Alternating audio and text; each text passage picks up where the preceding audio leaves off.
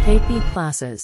dedicated to excellence. तो hello students, welcome to KP classes. मैं ऋतिक आपको फिजिक्स पढ़ाऊंगा और अगर आप बोर्ड स्टूडेंट्स हैं और आपको समझ नहीं आ रहा है रिवी की क्या पढ़ें क्या छोड़ें, तो केपी क्लासेस आप लोगों के लिए 20 डेज का क्रैश कोर्स लेके आया है फिजिक्स में, जिसमें हम फिजिक्स के ऑल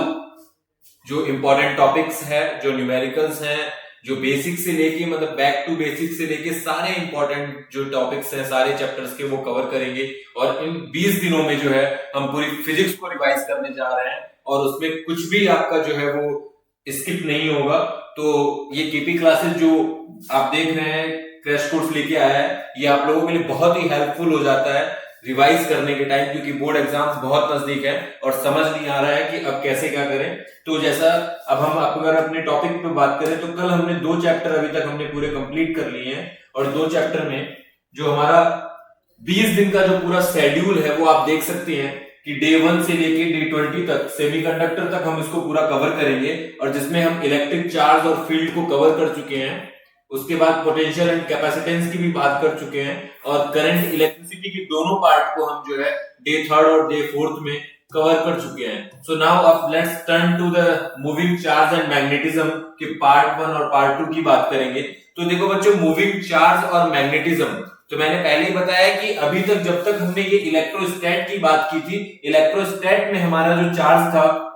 वो रेस्ट पे था, लेकिन अब जब हम मूविंग चार्ज की बात करेंगे तो जैसे आपको पता है कि हमारा जो अगर ये चैप्टर जो है मूविंग चार्ज एंड मैग्नेटिज्म है बच्चों, तो पहले हमारे चार्ज को क्या करना होगा, मूव करना होगा। हमारा जो चार्ज अभी तक क्या था, रेस्ट था, अब उसको मूव करना होगा। यानी अब इस पूरे चैप्टर में हम चार्ज को मूव कराएंगे, उस चार्ज को एक वेलोसिटी देंगे और वेलोसिटी देने से चार्ज मूव करेगा। एंड मूविंग चार्ज जो है वो किसको प्रोड्यूस करता है, मैग्नेटिक फील्ड को, क्योंकि जब चार्ज मूव करेगा बच्चों तो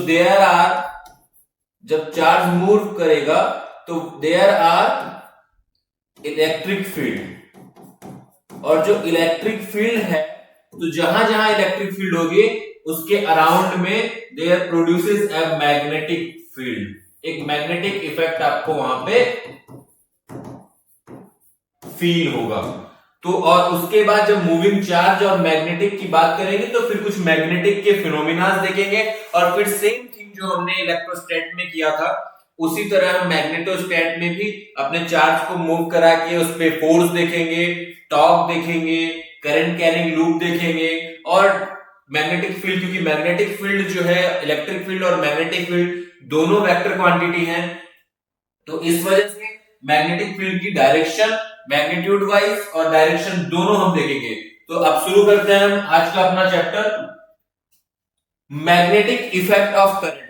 सबसे पहला जो चैप्टर है वो मैग्नेटिक इफेक्ट ऑफ करंट। इसमें बच्चों देखो कि an electric current that is flow of electric charge produces magnetic effect in the space around the conductor called strength of the magnetic field. मैंने जैसे पहले ही बताया आपको कि होगा क्या, जैसे ही आप इलेक्ट्रिक चार्ज को मूव कराएंगे तो वो स्पेस में क्या प्रोड्यूस करेगा, मैग्नेटिक इफेक्ट प्रोड्यूस करेगा। और जो मैग्नेटिक इफेक्ट जो है, तो जितनी मैग्नेटिक फील्ड की स्ट्रेंथ होगी वही क्या होगी, वहां पे simply we are called magnetic field at that particular point. कि जब आपने चार्ज को मूव किया, लेट्स सपोज कि आपका चार्ज यहां पे था प्लस क्यू, ये v वेलोसिटी से मूव कर रहा है और v वेलोसिटी से मूव करने के बाद यहां पे समझिए कि यहां पे पहले से कुछ चार्ज रखा हुआ था सिस्टम में और इसके पास आ रहा है, तो जब वो आएगा तो इलेक्ट्रिक फील्ड होगा कुछ, इसका चार्ज मूव करेगा और आपको पता है कि चार्ज इलेक्ट्रिक फील्ड होगा।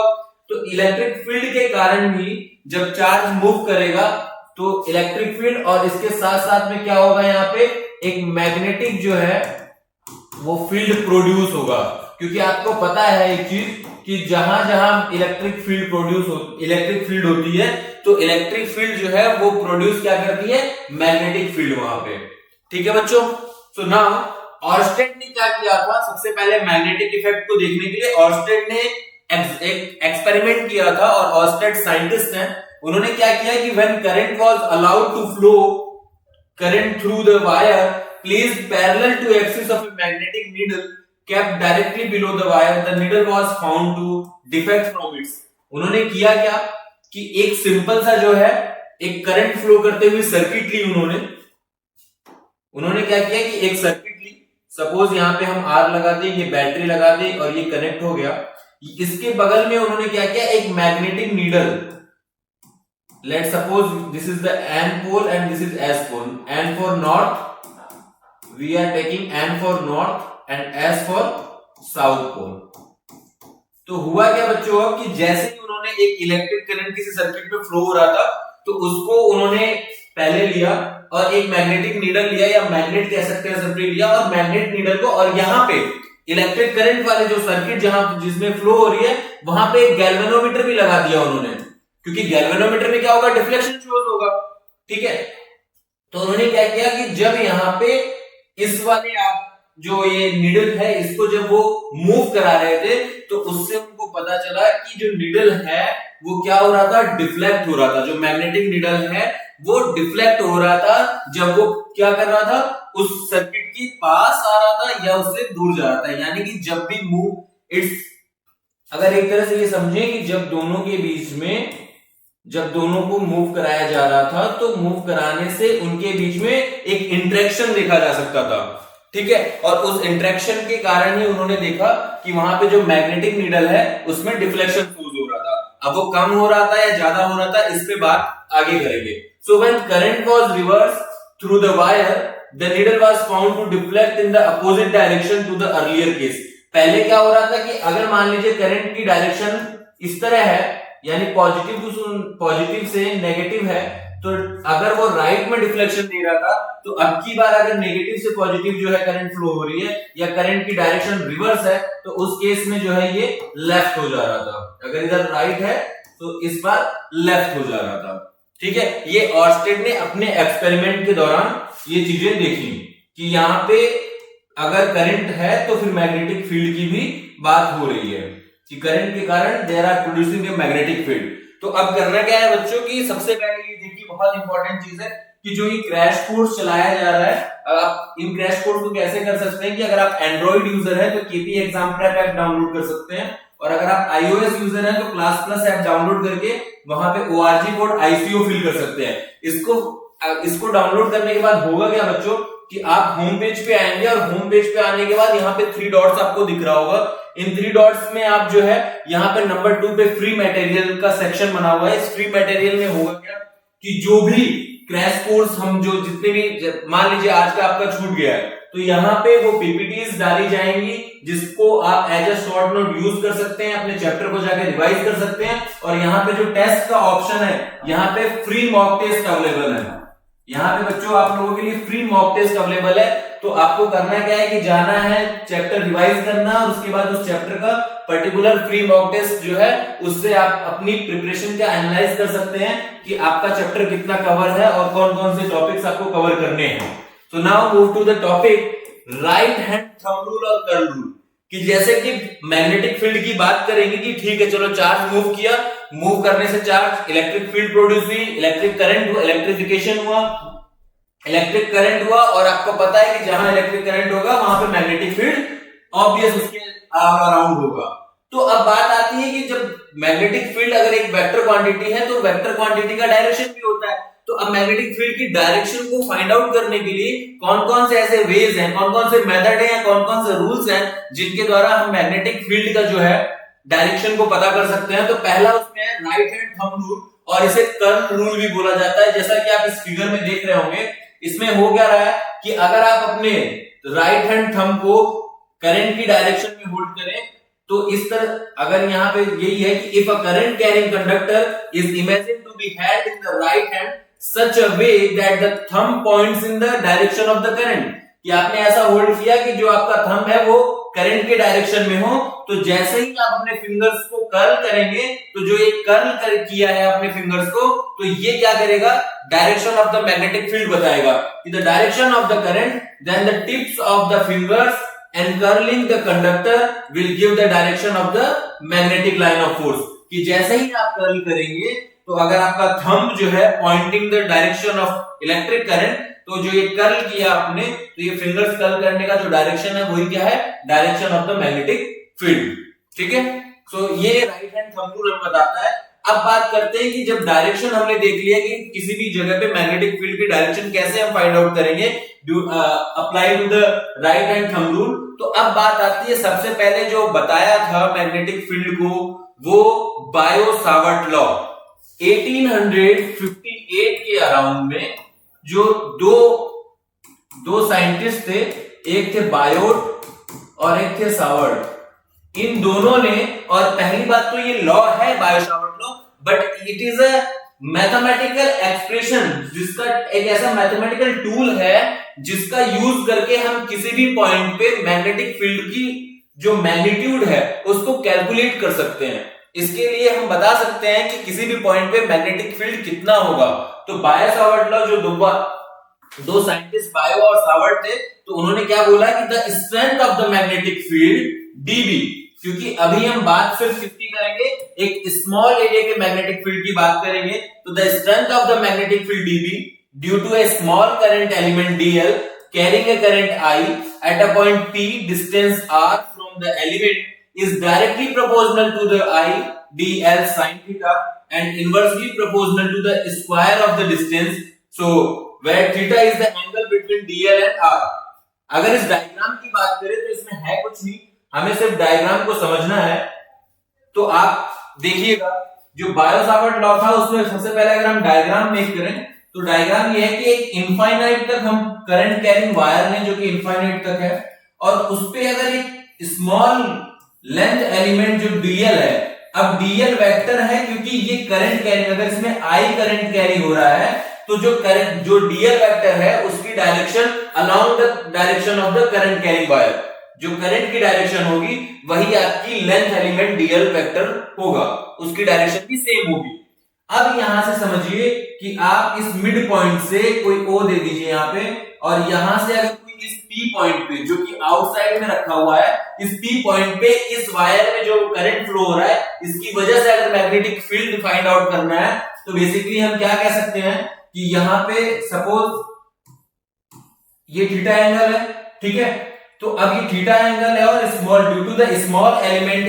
ये लेंथ, इसके कारण जो मैग्नेटिक फील्ड मिलेगा वो भी क्या मिलेगा, small magnetic field due to the small length element. अब होगा क्या यहाँ पे कि जो बायो सावर्ट ने बोला वो ये बोला कि जो मेरा स्मॉल मैग्नेटिक फील्ड है वो किसके प्रोपोर्शनल होगा, जो करंट कैरिंग वायर है उसमें जितनी करंट हो रही है, करंट फ्लो हो रही है उसके प्रोपोर्शनल होगा। That will be the equation 1। Now second point उन्होंने क्या बोला कि जो मेरी dB is directly proportional to the, suppose यहां से यहां तक जो है, यहां से यहां तक r डिस्टेंस है, ठीक है। अगर आप देखें यहां पे तो इस वाले डायग्राम में भी वही है कि यहां से यहां तक हमने ये, यहां से हम कैलकुलेट कर रहे हैं, this will be the theta angle, this will be the DL vector and it will be the r distance from point P, और करंट यहां पे प्रोड्यूस हो रहा है।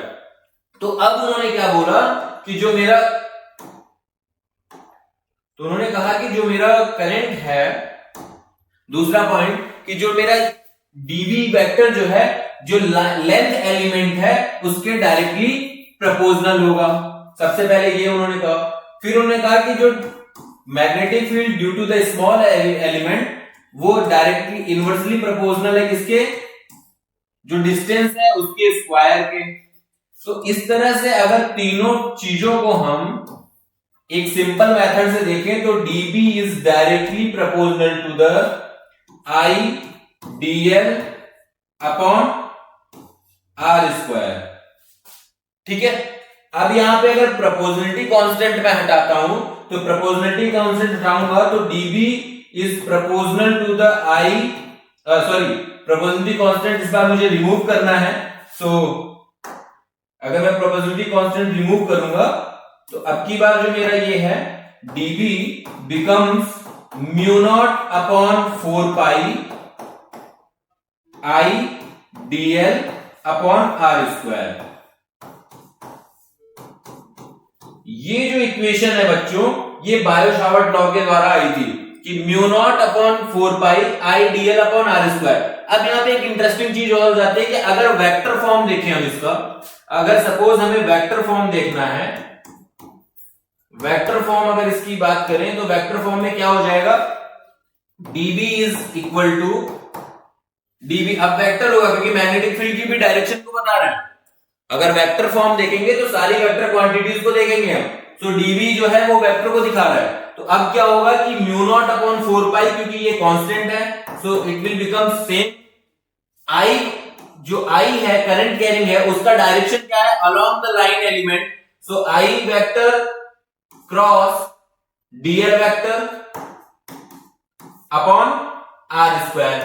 अब आपको पता है कि दो जो वेक्टर क्वांटिटीज होती हैं उनका क्रॉस प्रोडक्ट जो होता है वो होता है ए बी साइन थीटा। तो अगर इस वाले मैथमेटिकल फॉर्मूले को यहां यूज करता हूं तो जो फाइनल इक्वेशन बनता है वो होता है dB vector is equal to mu naught upon 4 pi I dl sine theta upon are square. और ये बच्चों क्या है,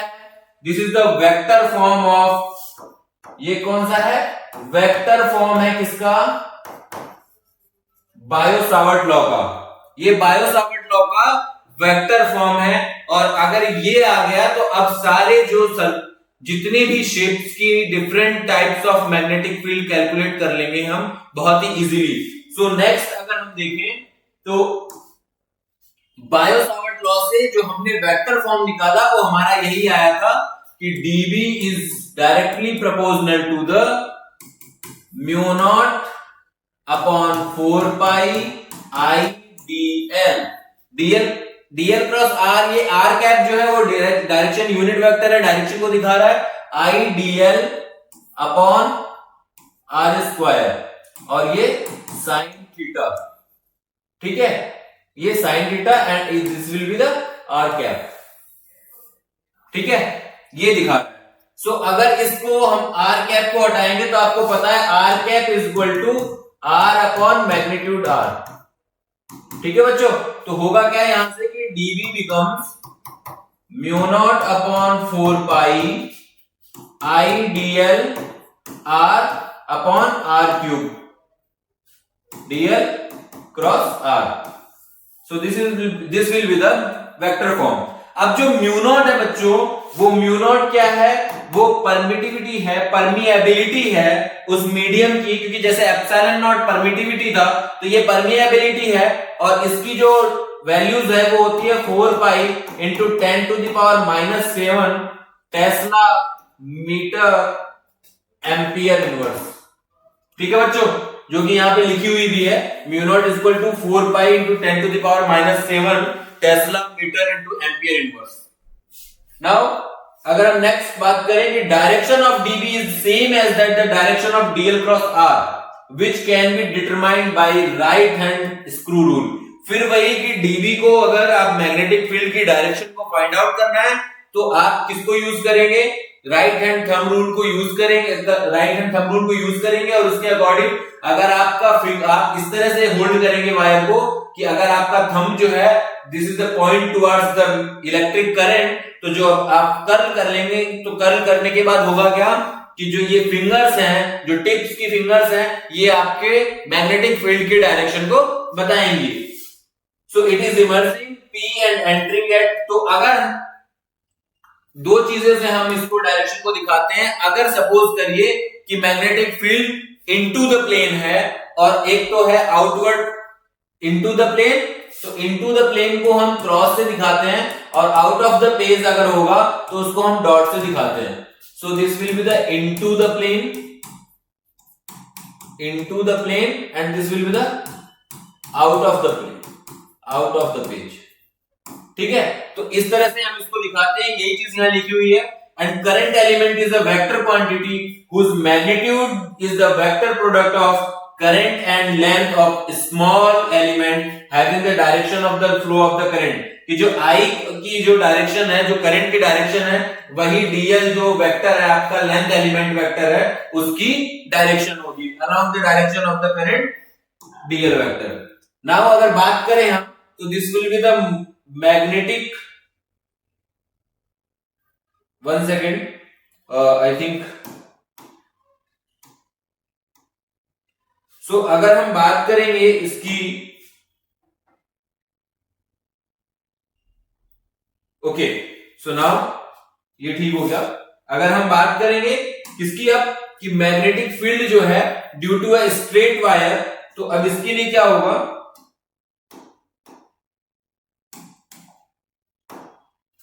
अब बात करेंगे हम सिंपल किसके लिए, magnetic field due to a straight wire carrying current, कि एक कोई स्ट्रेट वायर लेते हैं और उसके कारण जो है मैग्नेटिक फील्ड कैलकुलेट करते हैं। तो सिंपली क्या है, अकॉर्डिंग टू बायो सावर्ट, क्योंकि मैंने बताया आपको कि अब बायो सावर्ट जो था उसको आप लॉ ना कह के एक तरह से ये समझिए कि वो एक ऐसा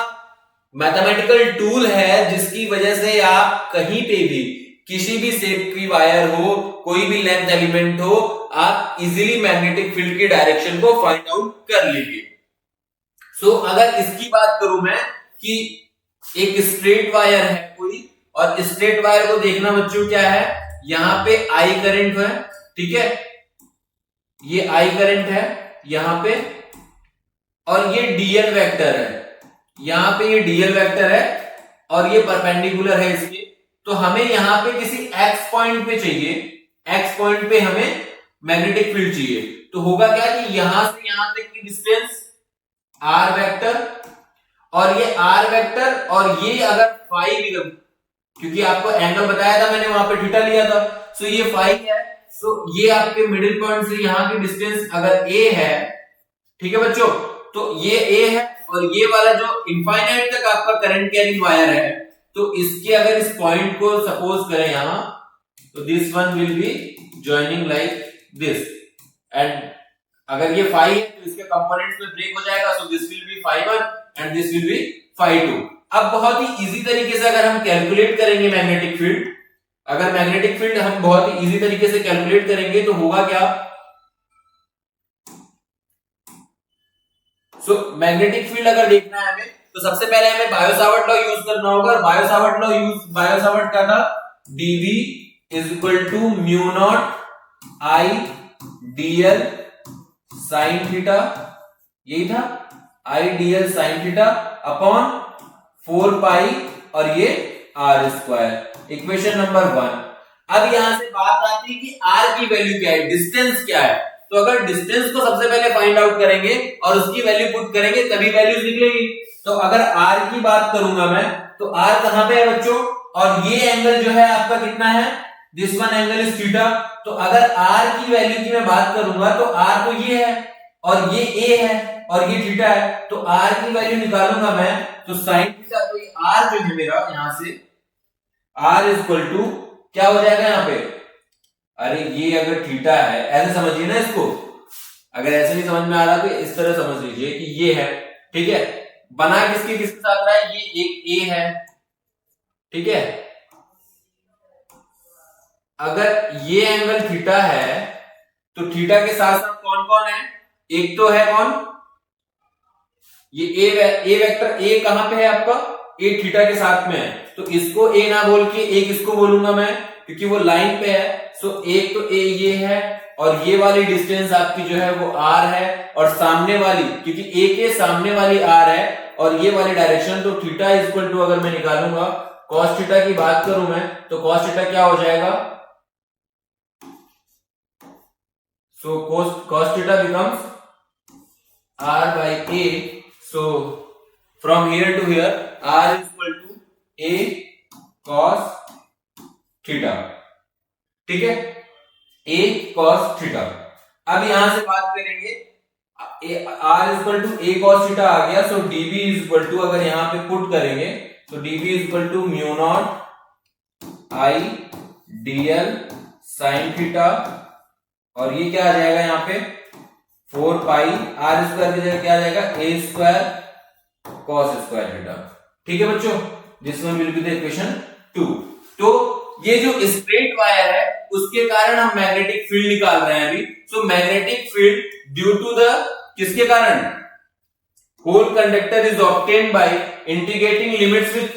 phi1 से phi2 तक अगर इंटीग्रेट करेंगे तो वो आएगा, और जो यहां से dB कैलकुलेट करेंगे, तो क्योंकि ये फाई के टर्म्स में, तो अगर यहां से r equal to a cos theta आया अभी, क्योंकि this one will be theta, और फाई की वैल्यू भी यहां से फाई की वैल्यू निकालेंगे तो phi will becomes r a cos phi. तो अगर इसको कैलकुलेट करेंगे बच्चों तो dv will becomes mu naught upon 4 pi, और यहां से i dl वेक्टर जो होता है, क्योंकि dl लेंथ एलिमेंट है तो उसका 2 पाई rl होगा, और 2 पाई rl से अगर हम इसको सॉर्ट आउट करेंगे so this one becomes cos phi d phi upon a। ठीक है बच्चों, तो ये जो एक्सप्रेशन है ये हमारा due to the small length element होगा, और इसको जब हम क्या करेंगे इंटीग्रेट कर देंगे फाई 1 से फाई 2 तक। अगर इसको हम इंटीग्रेट करेंगे फाई 1 से फाई 2 तक तो जो b है वो हमारा आएगा db, और फाई 1 से फाई 2 तक। तो अगर बात करें db की तो phi 1 phi 2 mu naught upon 4 pi I dl की जगह हमने क्या ले लिया था, dl की जगह हमने ले लिया है cos phi d phi. So this one becomes cos phi d phi upon a, और इसको इंटीग्रेट कर देंगे so it will becomes mu naught upon 4 pi, और यहां आ जाएगा sin phi 1 plus sin phi 2, और ये क्या आ जाएगा 4 pi a, mu naught upon 4 pi a, mu naught upon 4 pi a sin phi, और ये प्लस sin फाई 2। ठीक है बच्चों, sin phi 1 plus sin phi 2। तो ये जो है हमारा कंप्लीट जो है मैग्नेटिक फील्ड निकल के आ जाएगा ड्यू टू ए स्मॉल जो है करंट कैरिंग वायर, और जबकि वो कहां पे दो एंगल, यहाँ पे फाई 1 और फाई 2 जो है वो दो एंगल्स हैं, और दोनों जो स्ट्रेट वायर के पॉइंट्स हैं वहां से वो एंगल फाई 1 और फाई 2 मेक कर रहे हैं। ठीक है बच्चों, तो ये बहुत ही सिंपल सा एक डेरिवेशन था। अब अगर हम बात करेंगे किसकी, नेक्स्ट टॉपिक की बात करेंगे अगर, तो नेक्स्ट टॉपिक में भी यही है कि एक सेकंड बस,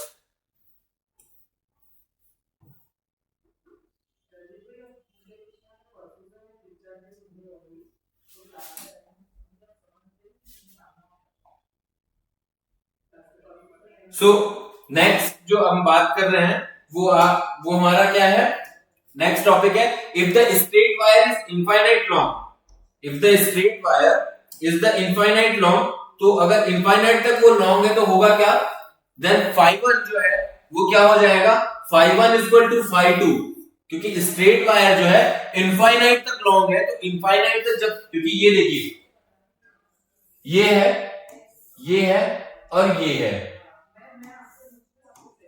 ये फाई 1, ये this one phi 1 and this one phi 2। अब मुझे ये बताइए कि ये जो फाई 1 फाई 2 है, तो अगर ये इनफाइनाइट तक लॉन्ग चला जाएगा, इनफाइनाइट तक लॉन्ग चला जाएगा तो ये क्या हो जाएगा, और अगर ऊपर जाएगा तो फिर मतलब ये जो फाई 1 और फाई 2 की वैल्यू है वो स्ट्रेट वायर को अगर इनफाइनाइट तक लॉन्ग करेंगे तो उस कंडीशन, उस सिनेरियो में क्या हो जाएगा, फाई 1 हमारा फाई 2 के इक्वल हो जाएगा, और आपको पता है क्योंकि कॉस वहां पे क्या था, sine phi 1 plus sine phi 2, और ये इनफाइनाइट तक लॉन्ग हो गया, फाई 1 फाई 2 इक्वल हो गया, सो जो है this one will becomes pi by 2। सो अगर उस वाली वैल्यूज में हम अगर रखेंगे जो कि हमारा आया था, तो b is equal to direct क्या आ जाएगा बच्चों, mu naught upon 4 pi a, और sine phi 1 plus sine phi 2, so वहां पे वैल्यूज पुट कर देंगे फाई 1 फाई 2, तो दोनों मिलके 2 साइन फाई, और वहां पे पाई बाय 2 से साइन पाई बाय 2 की वैल्यू 1 हो जाएगी। सो यहां से सिर्फ 2 कंट्रीब्यूट करेगा, सिर्फ यहाँ पे 2 कंट्रीब्यूट कर जाएगा कि mu not I upon 2 pi a। जो नेक्स्ट पीछे वाले में देख सकते हैं कि म्यू नॉट और यहां से आई जो था, आई अपना रह गया था, so mu not I upon 4 pi a sine phi 1 plus sine phi 2। So यहां से होगा क्या कि mu not I upon 4 pi a, तो ऐसे कैसे रह जाएगा, साइन फाई 1 फाई 2 क्योंकि इक्वल हो गया, so this one becomes 2 sine phi, और phi is equal to pi by 2, तो 2 into mu not I upon 4 pi a, और ये जो साइन फाई 1 साइन फाई, तो साइन पाई बाय 2, क्योंकि साइन पाई बाय 2 की वैल्यू 1 होती है, सो ये क्या बन जाएगा, सिर्फ 1 बन जाएगा। तो इसीलिए ये कंट्रीब्यूट जो करेगा वो सिर्फ कौन कंट्रीब्यूट करेगा कि b is equal to mu naught upon 4 pi a into 2i। अगर अब बात करें कि यहां से 2 से हम 4 कैंसिल करें, सो लास्ट में जो बचेगा कि अगर स्ट्रेट वायर इनफाइनाइट तक लॉन्ग है तो उसका जो मैग्नेटिक फील्ड होगा वो क्या होगा, B is equal to mu not I upon 2 pi a. तो ये बच्चों उस कंडीशन में है जब आपका स्ट्रेट वायर इनफाइनाइट तक लॉन्ग है। Now next, direction of B is same as the direction of the DL cross R vector. हर में डायरेक्शन आपको मैग्नेटिक फील्ड की उसी तरह कैलकुलेट करनी है, राइट हैंड कर्व रूल लगा के, ठीक है, which can be determined the right hand screw rule and it's perpendicular to the plane of the diagram and entering into the plane. So into the plane है अगर तो वो आप cross के द्वारा दिखाएंगे, और अगर आउट ऑफ द प्लेन है, आउट ऑफ द पेज है, तो वो आप डॉट के द्वारा दिखाएंगे, ठीक है। तो इस वाले कंडीशन में अगर हम देखें तो यहाँ पे दो चीजें दिख रही हैं।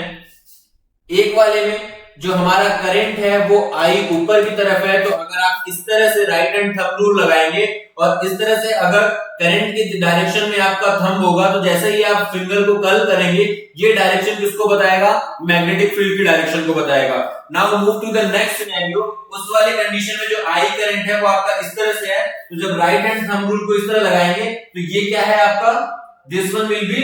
इनटू द पेज, क्योंकि ये इनटू द पेज है, अंदर की तरफ आ रहा है। लेकिन इस वाले कंडीशन में क्या था, this one will B that, ठीक है। तो ये इस तरह से राइट हैंड थंब रूल लगा के आप इजीली जो है मैग्नेटिक फील्ड की डायरेक्शन को पता कर सकते हैं, ठीक है। अब आते हैं हम अगर अपने नेक्स्ट क्या है, हाँ नेक्स्ट है magnetic field due to a circular loop. अब हमने स्ट्रेट इनफाइनाइट कैरिंग करंट जो कंडक्टर है उसको देख लिया, वायर को। अब हम एक सर्कुलर लूप लेंगे और उसके वजह से जो है मैग्नेटिक फील्ड की डायरेक्शन और मैग्नेटिक फील्ड को कैलकुलेट करेंगे। तो अब इसमें चीजें दो आती हैं कि एक तो देखते हैं सबसे पहला eight a point on the axial line. अभी तक हम जहां पे भी मैग्नेटिक फील्ड इलेक्ट्रिक फील्ड देख रहे हैं वहां पे हम दो ही सिनेरियो की बात कर रहे हैं, या तो फिर हम एक्सियल पे देख रहे हैं और या फिर उसके इक्वेटोरियल पे, या जहां पे सर्कुलर की बात होगी तो सेंटर में रख के देख लेंगे। तो सबसे पहला है eight a point on the axial line. तो जिस तरह से आप देख सकते हैं कि इसमें जो है, इसमें जो है देखिए यहां पे हमने एक डीएल वेक्टर ले लिया है, this one will B DL vector, ठीक है। और यहां से आपका जो है ओ पॉइंट है, और इस तरह कोई सर्कुलर लूप अगर हम यहां पे क्रिएट करें, ठीक है, और इधर इसकी करंट की डायरेक्शन क्या है, आई, करंट कुछ इस तरह से फ्लो हो रही है, और डीएल वेक्टर हमने यहां ले लिया है। और अब हमें इस वाले पॉइंट पे क्या करना है, यहां पे इस वाले पॉइंट पे मैग्नेटिक फील्ड बतानी है। तो अगर हम यहां से इसको देखें, सो ये डायरेक्शन आर, इसको देखें, ठीक है, और अगर इसकी बात करें तो ये यहां से सपोज एक्स डिस्टेंस पे रखा हुआ है पी पॉइंट, और बीच में जो एंगल है इनके ये फाई एंगल है। ये क्या है बच्चों, फाई एंगल। अब देखिए यहां पे क्योंकि ये मैग्नेटिक फील्ड जो है, देखिए पोटेंशियल वाले केस में क्या था, पोटेंशियल स्केलर क्वांटिटी थी, अभी पिछले ही चैप्टर में पोटेंशियल स्केलर क्वांटिटी थी, इसीलिए वहां पे सिर्फ और सिर्फ स्केलरली ऐड हो रहा था। But magnetic field vector quantity है, तो इसको ऐड होने के लिए ये वेक्टर लॉ फॉलो करेगा, तो हमें रिजल्टेंट वेक्टर की बात करनी होगी। तो यहां पे क्या होगा, इस वाले पॉइंट पे पहले आपको समझना होगा कि जो मैग्नेटिक फील्ड है, एक तो मैग्नेटिक फील्ड ये है डीबी वेक्टर, एंड एक मैग्नेटिक फील्ड ये है डीबी वेक्टर। अब आपको देखना क्या है कि फिर से आपको cos फाई और sin फाई हॉरिजॉन्टल और वर्टिकल कंपोनेंट्स में मैग्नेटिक फील्ड को ब्रेक करना होगा। तो जब मैग्नेटिक फील्ड को ब्रेक करेंगे तो ये जो dB sin फाई है, ये दोनों जो है इसी तरफ होंगे, dB sin फाई। लेकिन ये जो ये वाला कंपोनेंट है ये क्या है, dB cos phi and dB cos phi. अब आपको पता है कि दोनों dB cos फाई जो है वो क्या है, एक दूसरे के अपोजिट डायरेक्शन में है। जिस तरह से इलेक्ट्रिक फील्ड वाले इक्वेटोरियल पॉइंट पे इलेक्ट्रिक फील्ड के साइन थीटा वाले कंपोनेंट यानी कि वर्टिकल कंपोनेंट जो थे वो क्या थे, कैंसिल आउट हो रहे थे। तो यहां पे भी मैग्नेटिक फील्ड अगर देखें तो मैग्नीट्यूड वाइज दोनों सेम एंड अपोजिट है, और फाई एंगल भी दोनों में सेम है, तो ये दोनों एक दूसरे को कैंसिल आउट करने वाले हैं, ठीक है। अब now the plane of the coil is considered perpendicular to the plane of the diagram such that the direction of magnetic field can be visualized on the plane of the diagram. At C and D, current element xy and x dash y dash are considered such that current at C emerges out and D enters into the plane of the diagram. कि जो C point पे है वहां से current क्या हो रही है, इमर्ज हो रही है, और D पॉइंट से इनर हो रही है.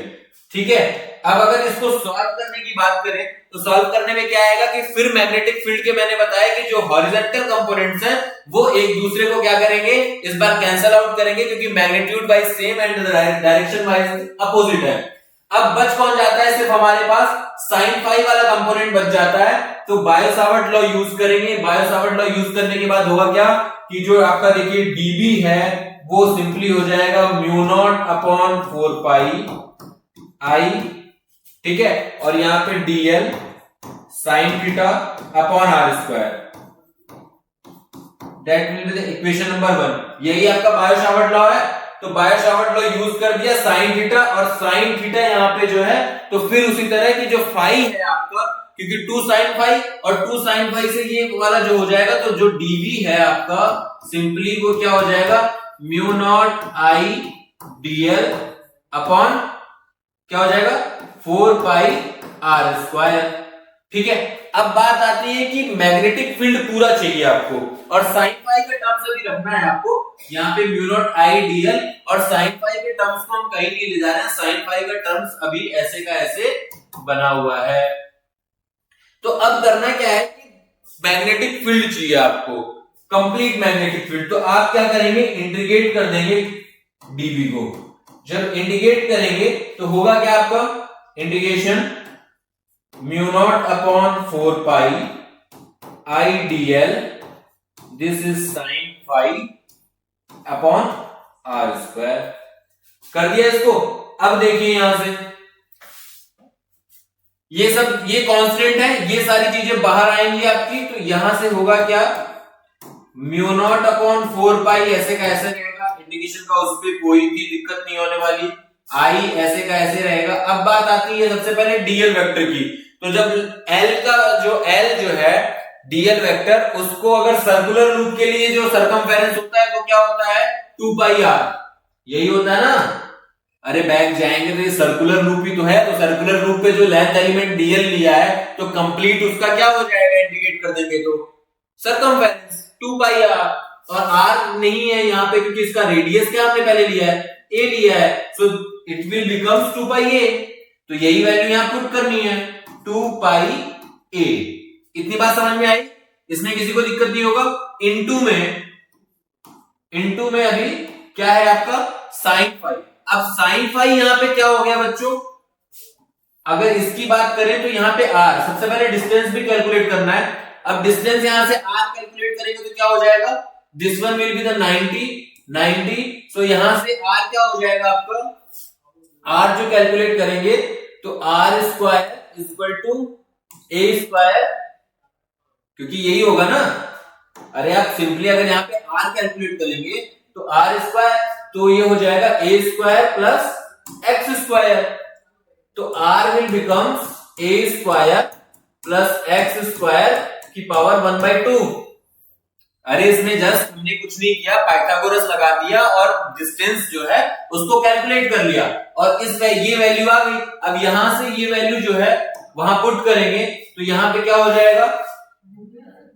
इस वाले इक्वेशन में पुट करेंगे हम r की जगह. तो r की जगह हमने क्या लिखा, यहां मैं फिर लिख देता हूं. r की जगह हमें लिखना है a square plus x square की पावर 1/2. लेकिन वो r स्क्वायर की वैल्यू लिखनी है तो वो 1/2 पावर कैंसिल आउट हो जाएगा. तो सिंपली क्या हो जाएगा, वो a square plus x square, और साथ में क्या बच गया साइन फाई. अब साइन फाई को इंटीग्रेट करोगे तो क्या होता है, साइन फाई को इंटीग्रेट करोगे तो क्या बनेगा, कॉस फाई. अरे साइन फाई का क्या होता है भाई साहब, कॉस फाई. ठीक है. और कॉस फाई का जो है integration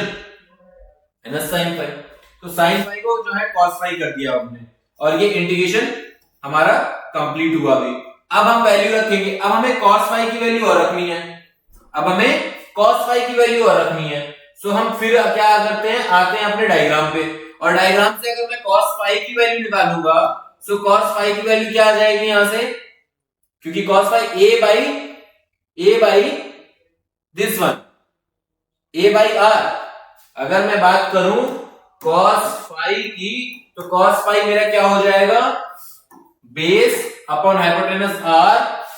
so it is basically cos phi, so a upon x square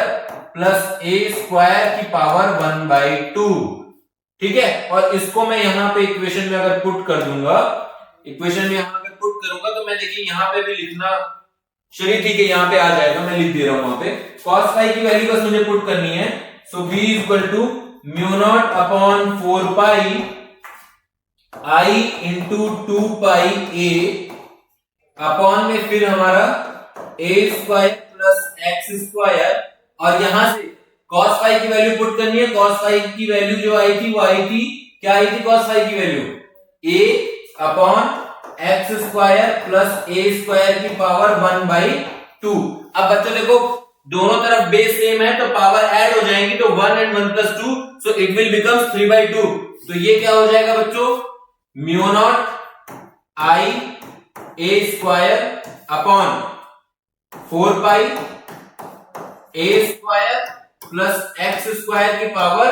3/2। और ये आपका क्या आ गया, मैग्नेटिक फील्ड आ गया, किसके कारण, सर्कुलर लूप के कारण। सो आप देख रहे होंगे यहाँ पे यही है म्यू नॉट आई स्क्वायर, और सॉरी 2 से हम यहाँ पे अगर इसको कैंसिल करेंगे सो इट विल बिकम 2, तो mu naught I A square upon 2 pi A square plus x square की पावर 3/2। तो ये मैग्नेटिक फील्ड किस वजह से आई है, सर्कुलर लूप के स्मॉल एलिमेंट के वजह से। तो ये समझ में आया होगा आपको। अब नेक्स्ट टॉपिक की बात करेंगे, तो नेक्स्ट है स्पेशल केसेस, कि उस सर्कुलर लूप के कारण कुछ स्पेशल केसेस की बात करेंगे, और वहां पे मैग्नेटिक फील्ड क्या होता है ये फाइंड आउट करेंगे। तो सबसे पहला जो स्पेशल केस है कि आप सेंटर पे हो जाइए, वो पॉइंट जो था आपका, इस पॉइंट को उठा के आप कहां ले आइए, कि ये पॉइंट जो है आपका, ये यहां से आके सेंटर पे आ गया। तो जैसे ही ये सेंटर पे आएगा x विल बिकम 0। ये पॉइंट जहां पे P पॉइंट पे आपने आउटसाइड में कैलकुलेट किया था, ये जैसे ही सेंटर पे आएगा तो सेंटर पे इट विल बिकम 0। तो यही तो लिखा हुआ है कि जैसे ही सेंटर पे आएगा आपका x जो है वो 0 हो जाएगा। तो जब 0 हो जाएगा तो फॉर्मूले में रखना है, मुझे कुछ करना थोड़ी है उसमें। मेरा क्या था, b इक्वल टू क्या था, mu naught I A square upon 2 पाई, यही था ना। अरे यहां से देखिए ना लास्ट में 2 pi a square plus x square की power 3/2, so a square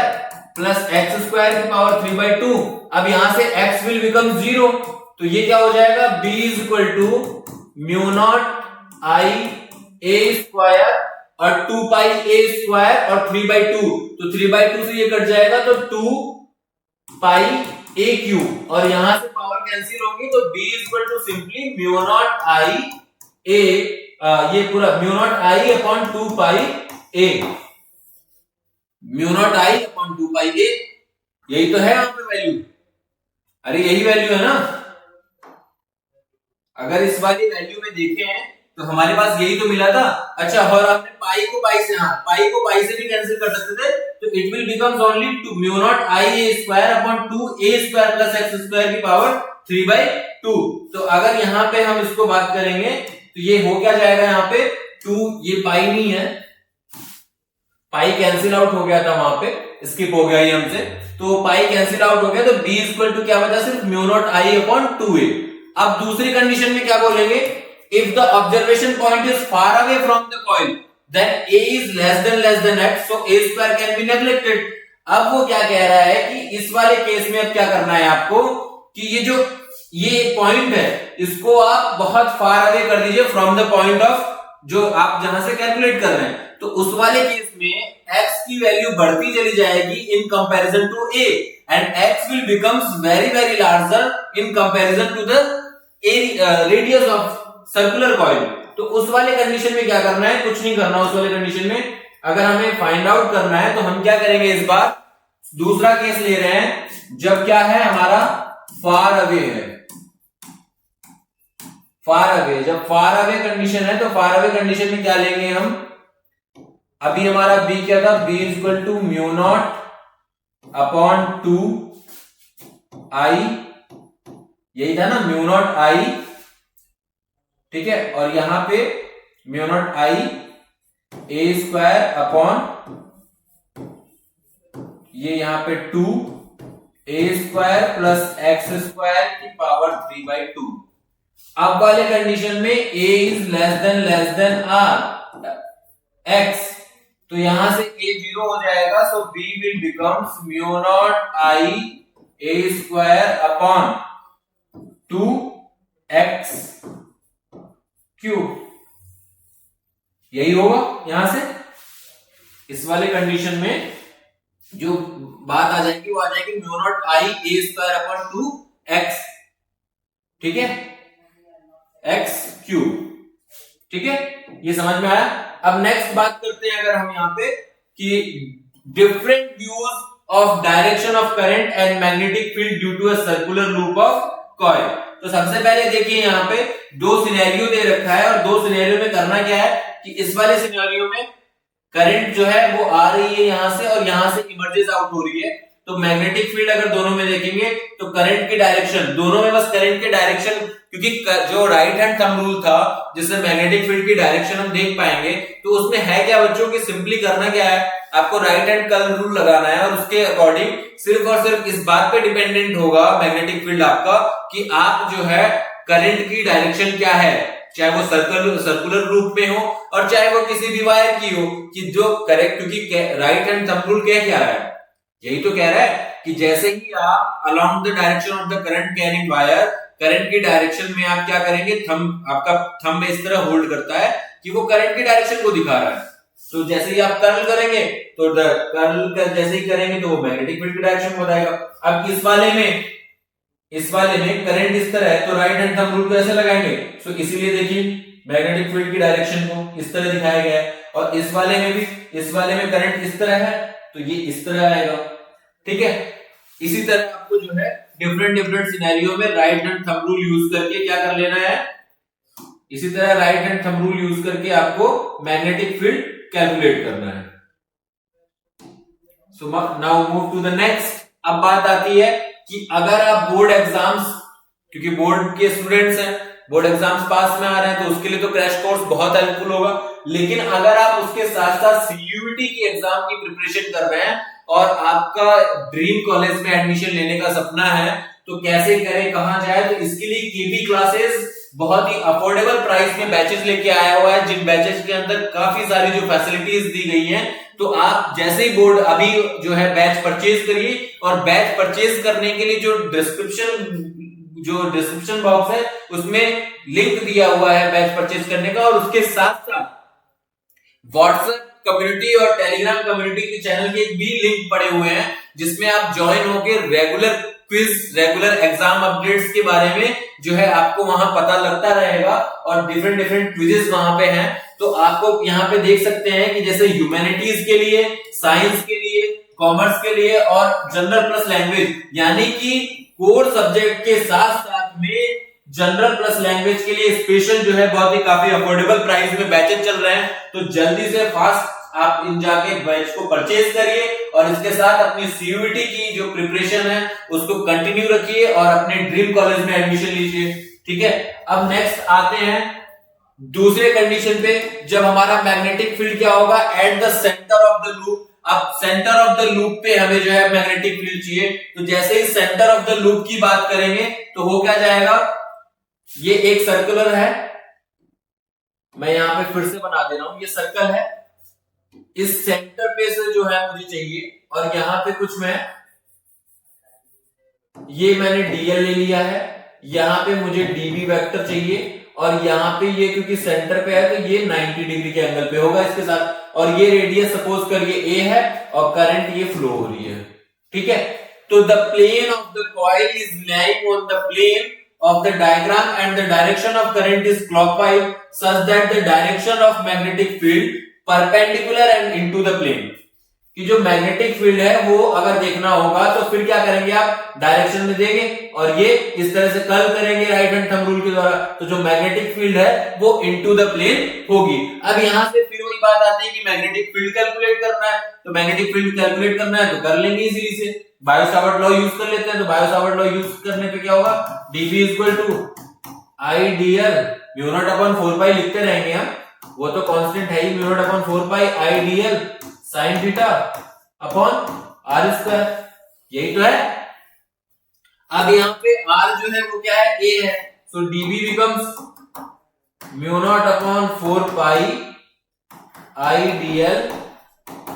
sine theta upon a square, ठीक है। अब क्या करना है, हमारा dB जो है हमें dB वेक्टर फाइंड आउट करना है। तो अब साइन थीटा, अब साइन 90 तो 1 हो जाता है ना, यहाँ पे अगर थीटा देखें तो थीटा एंगल यहाँ पे 90 बना रहा है, राइट एंगल है, तो आपको पता है यहां से कि यहां से क्या हो जाएगा, साइन 90 तो 1 हो जाएगा। सो ये सिंपली क्या आ जाएगा, dB is equal to mu naught upon 4 pi I dl upon a square. और अगर dl की वैल्यू भी रख देंगे आप, dl, क्योंकि फिर वही बात कि dl क्या है आपका, सर्कल है, सर्कल के लिए सर्कमफेरेंस बन जाएगा। So dB is equal to, dB becomes mu not I upon 4 pi a square into I, dl क्या हो जाएगा 2 पाई a, यही हो जाएगा। और यहां से पाई कैंसिल, a से a cancel, so it will becomes, और यहां से 2 से 4, सो dB बिकम्स, और dB नहीं कहेंगे, अब इसको b कहेंगे क्योंकि इंडिकेट कर दिया हमने। सो ये कंप्लीट जो है b जो है वो क्या आ जाएगा, mu not I upon 2a। तो ये उसी सेम कंडीशन वाली चीजें मिल गई है, कौन सी, जब आपने सर्कुलर लूप के कारण जो है यहाँ पे देखा था कि जब एट द सेंटर x 0 हो गया था, तो उस वाले सिनेरियो में भी जो मैग्नेटिक फील्ड है वो क्या आया था, mu naught I upon 2a। और अगर आप मैग्नेटिक फील्ड की जो ग्राफ देखेंगे डिस्टेंस के साथ साथ, तो वो यही कहेगा कि पहले जो है x जैसे जैसे आप कम करेंगे, क्योंकि x क्या है, b is equal to mu not I A square upon X cube, तो ये b जो है वो इनवर्सली प्रोपोर्शनल है किसके, x क्यूब के। तो जैसे जैसे ये कम करते जाएंगे मैग्नेटिक फील्ड इंक्रीज होगा, और जैसे जैसे x को बढ़ाते जाएंगे इट विल डिक्रीजेस। तो समझ में आया आपको कि ये दोनों चीजें इसके कारण और इसके कारण सेम थी, ठीक है। और यहां पे आपको अगर देखें तो b का जो b क्या है, 1 अपॉन a, b is directly proportional to the 1 by a। So ये जो है जैसे जैसे आप मैग्नेटिक फील्ड जो है जैसे जैसे ये डिस्टेंस बढ़ाते जाएंगे, मैग्नेटिक फील्ड इस तरह से डिक्रीज होना स्टार्ट कर देगा, ठीक है। अब नेक्स्ट पॉइंट पे आते हैं, magnetic field due to a solenoid, कि जो सोलेनॉइड होता है उसके कारण मैग्नेटिक फील्ड कैलकुलेट करना। तो सोलेनॉइड जो है वो एक इस तरह का सिलेंड्रिकल जो है सिस्टम होता है, जिसमें जो ये मैग्नेटिक फील्ड है वो इस तरह से, क्योंकि कॉइल, तो कॉइल को जो इस तरह से रैप किया गया है इस पे, और ये कोई आपका जो है एक इस तरह से सिलेंड्रिकल वो है, ठीक है। अब इसमें जो करंट की डायरेक्शन है वो इस तरह से है, ठीक है, कि इस वाली कॉइल से जा रहा है, फिर यहां पे देखिए यहां पे ये है, ठीक है, मैग्नेटिक फील्ड है, फिर यहां पे ये इस तरह से, तो जो करंट है वो एक तरफ से जा रही है और कॉइल के थ्रू वापस आके इस तरह से आई आउटसाइड निकल जा रही है। अब मैग्नेटिक फील्ड की बात करेंगे तो मैग्नेटिक फील्ड की डायरेक्शन कि भाई ठीक है ये लो, और ये सीधे निकल जाएगी, फिर ये इस तरह की नॉर्थ पोल से, मैग्नेटिक फील्ड का क्या होता है, नॉर्थ पोल से निकलती है और साउथ पोल पे जाके खत्म हो जाती है, कि it's emerges out from north pole and entered in south pole. तो इसी तरह से, सो नाउ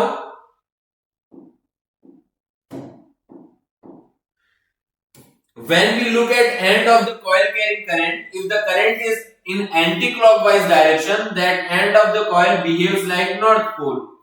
जब आपका करंट जो है एंटी क्लॉकवाइज डायरेक्शन में होगा, तो वो जो पोल से जहां पे है वो क्या बिहेव करेगा, नॉर्थ पोल की तरह बिहेव करेगा। और जब आपका करंट क्लॉकवाइज डायरेक्शन में होगा, तो वहां पे पोल जो है वो आपका साउथ पोल की तरह डिपेंड करेगा, बिहेव करेगा, सॉरी, ठीक है। तो नाउ लॉरेंज मैग्नेटिक फोर्स, कि अब मैग्नेटिक फील्ड, जैसे कूलम्ब्स लॉ देखा था, इलेक्ट्रिक फील्ड देखा था, तो फिर उसके बाद फोर्स ऑफ अट्रैक्शन की बात कर रहे थे, क्योंकि अभी टॉर्क देखना है, और टॉर्क तब तक नहीं देख पाएंगे जब तक फोर्स की बात नहीं करेंगे। सो लॉरेंज फोर्स, तो लॉरेंज जो थे उन्होंने मैग्नेटिक फोर्स के लिए इक्वेशन दिया, और वो था F equal to QVB sine theta. ठीक है, QVB साइन थीटा। तो अब यहाँ पे हम बात कर रहे हैं सबसे पहले डेफिनेशन की। तो a current carrying conductor placed in a magnetic field experience a force which means that a moving charge in a magnetic field experiences, कि जैसे ही कोई चार्ज मूव करेगा तो मूव करने के कारण, मूव करेगा कैसे, क्योंकि उसको कोई v वेलोसिटी मिलेगी, और v वेलोसिटी ऐसे तो मिल नहीं जाएगी, कोई ना कोई तो उस पे फोर्स लगाएगा, और उस फोर्स के कारण क्या होगा, उसको वेलोसिटी मिलेगी और वो आगे की तरफ मूव करेगा। सो जो लॉरेंज मैग्नेटिक फील्ड फोर्स था वो क्या था, F equal to Q V cross B, क्योंकि वेलोसिटी भी जो है वेक्टर क्वांटिटी है और B वेक्टर क्वांटिटी है, इसी वजह से अगर दो वेक्टर क्वांटिटी का अभी आपको बताया A क्रॉस B अगर है तो A क्रॉस B करेंगे तो AB sine theta. So F equal to QVB sine theta. Solve, कि अगर यहाँ पे कोई चार्ज देखी है और ये अगर यहाँ पे मैग्नेटिक फील्ड है और इस डायरेक्शन में v वेलोसिटी से ये जो है मूव कर रहा है इस वाले डायरेक्शन में, तो अगर ये एंगल यहां से, क्योंकि ये पार्टिकल था, इसको मैग्नेटिक फील्ड यहां, लेकिन ये यहां आ गया और आई करंट फ्लो हो रही है करंट में और ये थीटा एंगल बना रहा है, तो इस पे एक फोर्स लगेगा और ये फोर्स की डायरेक्शन भी अभी हमें देखेंगे कि कैसे होगा, और वो फोर्स जो होगा वो लॉरेंज मैग्नेटिक फोर्स के द्वारा कैलकुलेट होगा, जिसकी वैल्यू, जिसकी मैग्नीट्यूड क्या होगा, F equal to QVB sine theta. ठीक है, so now where theta is the angle between V cross B, दो वेक्टर क्वांटिटी के बीच का एंगल थीटा है। अब स्पेशल केसेस की बात करेंगे तो सबसे पहला है इसमें, if the charge is at rest, जब चार्ज रेस्ट पे हो जाएगा तो V ही जीरो हो जाएगा। जब चार्ज रेस्ट पे रहेगा तो जब मूव ही नहीं करेगा तो वेलोसिटी नहीं रहेगी, तो F बिकम जीरो। तो उस केस में क्या है, फोर्स आपको मिलेगा क्या, there are not experience any force. अब दूसरा केस है थीटा विल बिकम 0 और 180, इसका मतलब कि जो चार्ज है वो मैग्नेटिक फील्ड के पैरेलल मूव कर रहा है या तो एंटी पैरेलल मूव कर रहा है, या तो ये चार्ज है सपोज, तो ये इधर मूव कर रहा है और मैग्नेटिक फील्ड इधर मूव कर रहा है, ये तो ठीक है, या फिर एंटी पैरेलल हो गया ना, या फिर इधर कर रहा है और ये भी इधर कर रहा है, पैरेलल हो गया इस वाले केस में, दोनों सेम डायरेक्शन में कर रहे हैं। तो थीटा 0 और 180 डिग्री के केस में भी क्या होगा, जो मैग्नेटिक फोर्स होगा वो आपका जीरो हो जाएगा, क्योंकि साइन 0 का मतलब 0 ही होता है और साइन 180 का मतलब भी 0 ही होता है। ठीक है, तो चाहे पैरेलल हो चाहे एंटी पैरेलल हो, उस कंडीशन में भी आपको कोई मैग्नेटिक फोर्स एक्सपीरियंस नहीं होने वाली है। Now let's talk about the third case, theta equal to 90 degree. इसका मतलब ये है कि मैग्नेटिक फील्ड और जो आपका वेलोसिटी वेक्टर है इसके बीच में परपेंडिकुलर, यानी कि आपने चार्ज को वेलोसिटी दिया और वो v वेलोसिटी से मूव कर रहा है, और किसके, वो v वेलोसिटी से मूव कर रहा है, तो फोर्स ऑफ डायरेक्शन जो है कि मैग्नेटिक फील्ड के पर, या ये कह सकते हैं कि मैग्नेटिक फील्ड जो है उसके नॉर्मल टू द जो प्लेन है उसमें क्या है, v वेलोसिटी से अगर मूव कर रहा है, तो उस केस में क्या हो जाएगा, अगर थीटा आपका 90 डिग्री यानी नॉर्मल टू द प्लेन, अगर वेलोसिटी कंपोनेंट और वेक्टर मैग्नेटिक फील्ड कंपोनेंट, तो उस वाले केस में आपको जो है फोर्स मिलेगा QVB, क्योंकि साइन 90 1 हो जाएगा तो ये मैक्सिमम फोर्स होगा, तो उस वाले केस में आपको मैक्सिमम फोर्स देखने को मिलेगा। So now move to the next and Fleming's left hand rule. अब बात आती है राइट हैंड रूल के बाद में फ्लेमिंग्स लेफ्ट हैंड रूल। तो फ्लेमिंग का लेफ्ट हैंड रूल क्या कहता है कि if the central finger, forefinger and thumb of the left hand are stretched mutually perpendicular, ठीक है, to each other and the central finger points to the current, forefinger points to the magnetic field, तो जो thumb point है वो direction of the motion of the force, क्योंकि आपने अगर magnetic field की डायरेक्शन की बात करनी है तब तो राइट हैंड का रूल लगा लेंगे, लेकिन जब मैग्नेटिक फोर्स की बात करेंगे, डायरेक्शन क्या है मैग्नेटिक फोर्स की, तो उसको फ्लेमिंग के लेफ्ट हैंड रूल से बात करेंगे। और लेफ्ट हैंड रूल में क्या होगा कि अगर आप इस तरह से, मतलब ये वाला भी आपका परपेंडिकुलर होना चाहिए, ये वाला भी, इस तरह से अगर आप फिंगर को ले लेंगे तो ये वाला जो डायरेक्शन जो आपका ये है, इस अगर ये वाला जो आपका ये फिंगर है, तो बोल रहा है ना सेंट्रल फिंगर और फोर फिंगर और थंब तीनों को आप म्यूचुअली परपेंडिकुलर इस तरह से होल्ड करें और सेंट्रल फिंगर जो है वो करंट की डायरेक्शन को बता रही हो, जो इलेक्ट्रिक करंट है उसमें ये सेंट्रल फिंगर बता रही हो और ये मैग्नेटिक फील्ड को बता, जो फोर फिंगर है ये मैग्नेटिक फील्ड को बता रही हो, तो this one will B current, this one will be the magnetic field और ये म्यूचुअली परपेंडिकुलर है, क्योंकि इसी केस में सिर्फ हमें जब थीटा हमारा 90 डिग्री था उसी केस में फोर्स एक्सपीरियंस हुआ था, तो ये जो थंब्स है ये थंब किसके डायरेक्शन को बताएगा, मैग्नेटिक फोर्स के डायरेक्शन को बताएगा। जैसा कि आप डायग्राम्स में भी देख पा रहे होंगे कि अगर आप सेंट्रल फिंगर जो है अगर आपका इलेक्ट्रिक करंट को बता रहा हो और फोर फिंगर आपके मैग्नेटिक फील्ड को बता रहा हो, तो जो ये थंब का डायरेक्शन है, जो थंब है वो आपके मैग्नेटिक फोर्स की बात करेगा। और सिर्फ ये तीनों, लेकिन एक स्पेशल केसेस है कि ये तीनों म्यूचुअली परपेंडिकुलर होने चाहिए, क्योंकि सिर्फ म्यूचुअली परपेंडिकुलर के केस में ही मैग्नेटिक फोर्स एक्सपीरियंस होगा। अभी हमने इसकी बात पहले कर ली है, ठीक है। So now remember the phrase EMF to represent electric current, magnetic field and force. अब यहाँ पे जो ईएमएफ है तो उसमें, क्योंकि हमने ये शॉर्ट टिप है कि आप कैसे यूज रखें, कैसे याद करें, तो सबसे पहले ये इलेक्ट्रिक फील्ड, क्योंकि ये इलेक्ट्रिक करंट को बताएगा, ई एम जो है मैग्नेटिक को बताएगा और फोर्स जो है वो F2 फोर्स यहाँ पे बात हो रही है, is anti clockwise direction of the finger of left hand, force on a moving charge in a uniform magnetic field. अब बात आता है कि यूनिफॉर्म मैग्नेटिक फील्ड की जब है तो मैग्नेटिक फोर्स कितना होगा। तो देखिए बच्चों, जब, क्योंकि वो सिनेरियो तब हमने देखा जब चार्ज हमारा रेस्पेक्ट, अब चार्ज इलेक्ट्रिक फील्ड यूनिफॉर्म है, यानी कि वहां पे इलेक्ट्रिक फील्ड के कारण भी फोर्स है और मैग्नेटिक फील्ड के कारण भी फोर्स है, तो हम दोनों को क्या करेंगे, सेपरेटली कैलकुलेट कर लेंगे, बाद में एड अप कर देंगे। देखते हैं कैसे। तो डेफिनेशन देख लो, charge q moves with the velocity in the region which both electric field and magnetic field exist. तो अगर मैग्नेटिक फील्ड और इलेक्ट्रिक फील्ड दोनों एग्जिस्ट कर रहे होंगे तो क्या होगा, अगर मैं force due to the electric field लिखूंगा तो ये क्या हो जाएगा, QE, सबको पता है इक्वेशन नंबर 1। अगर मैं force due to the magnetic field लिखूंगा, अभी आप देख के आ रहे हैं, तो QVB, यहां पे E वेक्टर है, ये भी फोर्स वेक्टर है, ये भी है, यहाँ पे V क्रॉस B वेक्टर है, इक्वेशन नंबर 2। अगर मैं सिंपली नेट फोर्स देखूंगा due to the electric field और magnetic field E and B, तो ये क्या हो जाएगा, Q E vector plus Q V cross B vector. तो अब यहां से मैं अगर Q कॉमन ले लूंगा तो E vector plus V cross B vector,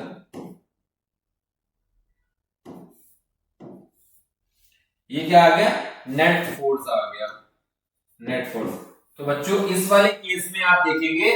तो इलेक्ट्रिक फील्ड भी मौजूद है, मैग्नेटिक फील्ड भी मौजूद है, v वेलोसिटी से कोई जो है चार्ज मूव कर रहा है। तो यही चीज यहाँ पे थी कि F इज इक्वल टू बात करें तो Q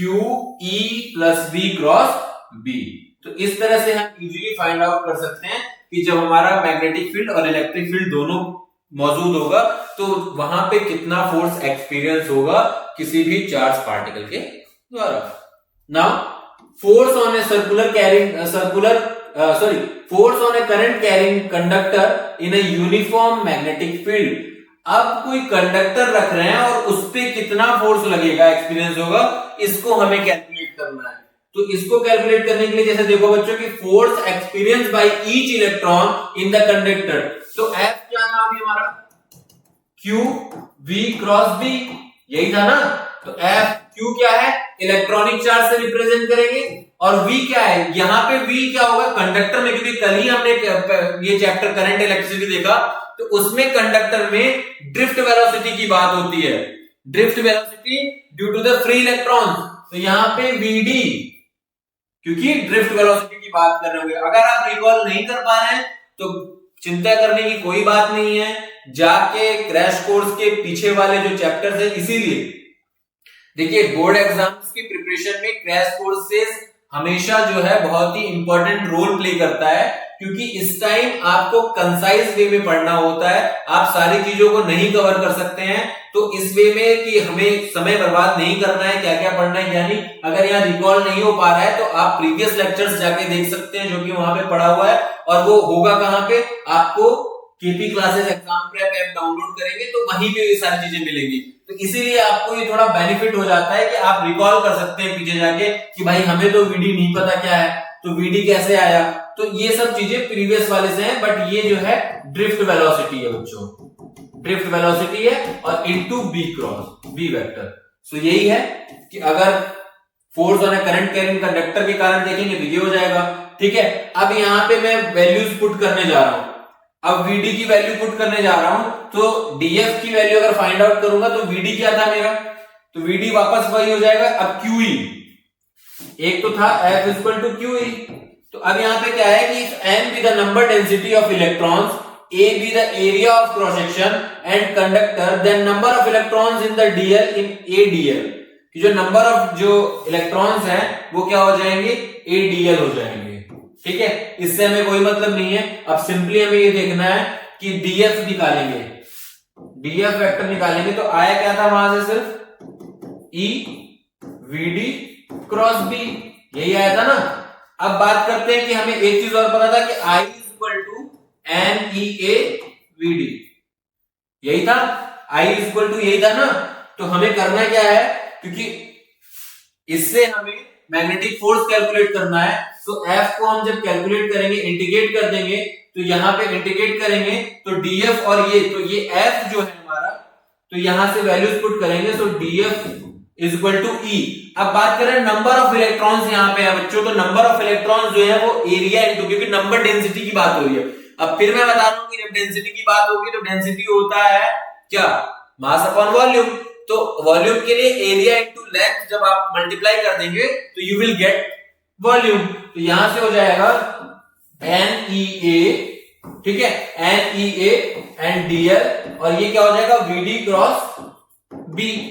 ये आ जाएगा आपका, और E साथ में रहेगा। तो यहां से आप क्या कर सकते हैं कि F इज इक्वल टू, अगर फोर्स आपको करना है तो आप इंटीग्रेट कर देंगे DF को, और DF को इंटीग्रेट करेंगे तो DF में क्या आ जाएगा, F is equal to I L B sine theta, क्योंकि ये जो फोर्स है हमारा F is equal to I L B sine theta, क्योंकि I इज इक्वल टू मैंने बताया NEA VD, और जहां पे नेगेटिव साइन क्या रिप्रेजेंट कर रहा है कि जो DL एलिमेंट है उसके अपोजिट साइड में इलेक्ट्रॉन जो है वो फ्लो हो रहा है। ठीक है, तो यहां से किया गया आपने DF vector is equal to NADL upon ये, यहां से आपने I की वैल्यू पुट कर दी, so I DL cross B, और इसको जब कर दिया तो DL क्रॉस B सिंपली क्या हो जाएगा, DL B साइन थीटा, और DL becomes complete length L। ठीक है, now move to the next. अगर आप, ये बहुत इंपॉर्टेंट चीज चल रही है अभी, आप देखेंगे कि अगर आप वो बैचेस परचेज करते हैं जो कि बहुत ही अफोर्डेबल प्राइस में है आपके सीयूटी प्रिपरेशन को बेहतर बनाने के लिए, तो उसके साथ एक बेनिफिशियरी ये भी है कि आपको KP classes series of books जो है वहां पे फ्री ऑफ कॉस्ट अवेलेबल करा रहा है, जिसमें biology, chemistry, physics, mathematics, language plus English और जनरल टेस्ट के लिए बुक्स रखी हुई हैं। और ये बुक्स हैं क्या, इसमें अप्रोक्सीमेट 1200 के समथिंग क्या है, लास्ट ईयर के PYQs, MCQs हैं। और आपको पता है कि किसी भी कॉम्पिटिटिव एग्जाम्स और खास तौर से CUET जैसे एग्जाम्स, वहां पे क्वेश्चन प्रैक्टिस जो स्किल है वही बहुत ज्यादा रोल प्ले करती है, क्योंकि जितने नंबर ऑफ क्वेश्चंस आपके अटेम्प्ट होते हैं, एक्यूरेट होते हैं, सही होते हैं, उस वही आपका मार्क्स सिक्योर करती है एक अच्छे ड्रीम कॉलेज में एडमिशन लेने का। तो जल्दी से जाइए और बैच परचेज कीजिए। बैच परचेज करने का लिंक जो है वो डिस्क्रिप्शन बॉक्स में दिया गया है, तो जल्दी से जाके बैच परचेज कीजिए और अपनी सीयूटी की प्रिपरेशन को बेहतर बनाइए। Now forces between two parallel infinite long current carrying conductor. अब यहां बात करते हैं कि दो कंडक्टर हैं जिसमें सेपरेटली I1 और I2 करंट जो है फ्लो हो रही होगी और वो एक दूसरे से r डिस्टेंस पे रखे हुए हैं इनफाइनाइट तक, तो पहले B1 सेपरेट होगा और B2 सेपरेट होगा। अब दोनों में अगर बात करें तो मैग्नेटिक फोर्स की बात करें कि मैग्नेटिक, पहले तो डायरेक्शन देख लेते हैं कि मैग्नेटिक फील्ड किस तरह है। तो राइट हैंड थंब रूल लगाएंगे, इस तरह से है, तो ये क्या है, आउट ऑफ द फेज। यहाँ पे देखिए ना, इस तरह से, तो इस वाले पॉइंट पे जो है ये भी इनर द फेज है और इस वाले पॉइंट पे I1 जो है, तो यहां से भी ये इनटू द फेज। सो यहां ये वाला जो है F12 लगाएगा, force on 1 due to the 2, और ये क्या लगाएगा F21 की force on the 2 due to the 1। ठीक है, अब इसको अगर कैलकुलेट करना है तो सबसे पहले हमें क्या है, magnetic field on RS due to current PQ। इस RS वाले के कारण PQ पे कितना मैग्नेटिक फील्ड लग रहा है, तो इसके लिए क्या लगेगा, B1 equal to mu naught I1 upon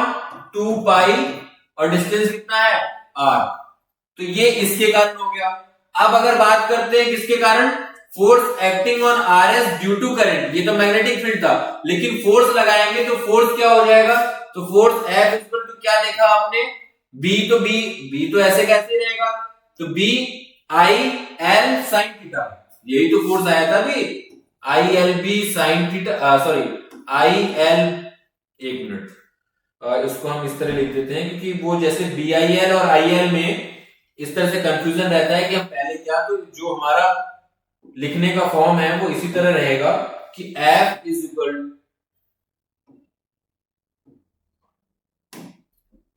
equal to ILB sin theta. Put करो वैल्यू, I ऐसे कैसे रहेगा, ठीक है,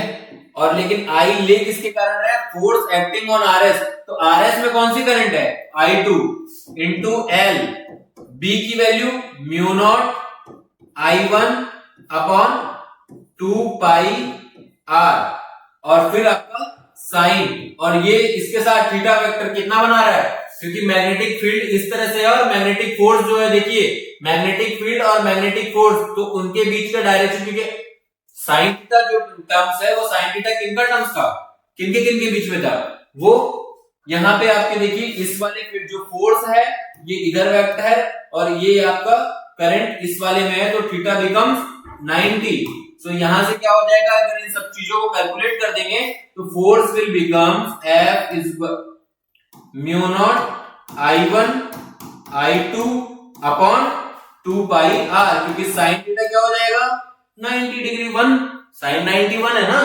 अब magnetic field due to the PQ, तो PQ के कारण भी RS में जो है सेम इसी तरह देख लेंगे, तो आपको ये पता चल जाएगा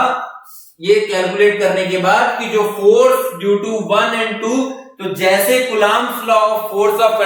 इंट्रैक्शन देखा था, वहां पे भी दो चार्ज के बीच में अगर आप सेपरेटली कैलकुलेट किए होंगे। अब फिर मैं कह रहा हूं कि आपको रिकॉल करने के लिए बार बार प्रीवियस लेक्चर्स की जरूरत पड़ेगी, तो अगर अभी रिकॉल नहीं कर पा रहे हैं तो आप प्रीवियस लेक्चर्स को जाइए, वहां से कॉन्सेप्ट को देखिए कि जब हमने force of law due to the Coulomb's law, जो हमने फोर्स ऑफ अट्रैक्शन बताया था, वहां पे यही बताया था कि अगर Q1 को Q2 दो चार्ज है उनके बीच में फोर्स लग रहा है, तो due to Q1 force on Q2 और Q2 ड्यू टू Q1, दोनों फोर्सेस मैग्नीट्यूड वाइज इक्वल होते हैं, मैग्नीट्यूड वाइज इक्वल होते हैं। सो यहाँ पे भी वही है कि जो दोनों फोर्स होंगे due to this wire on this and on this due to this, दोनों इक्वल होंगे, तो दोनों की वैल्यू क्या हो जाएगी, finally F is equal to mu naught I1 I2 upon 2 pi R, ये फोर्स हो जाएगा। और अगर यहां से करना क्या है आपको, L साथ में यहाँ पे बना रहेगा L1, तो ये L, और अगर force per unit length of the conductor आपको देखना होगा, so this one will becomes F upon L is equal to mu naught I1 I2 upon 2 pi R।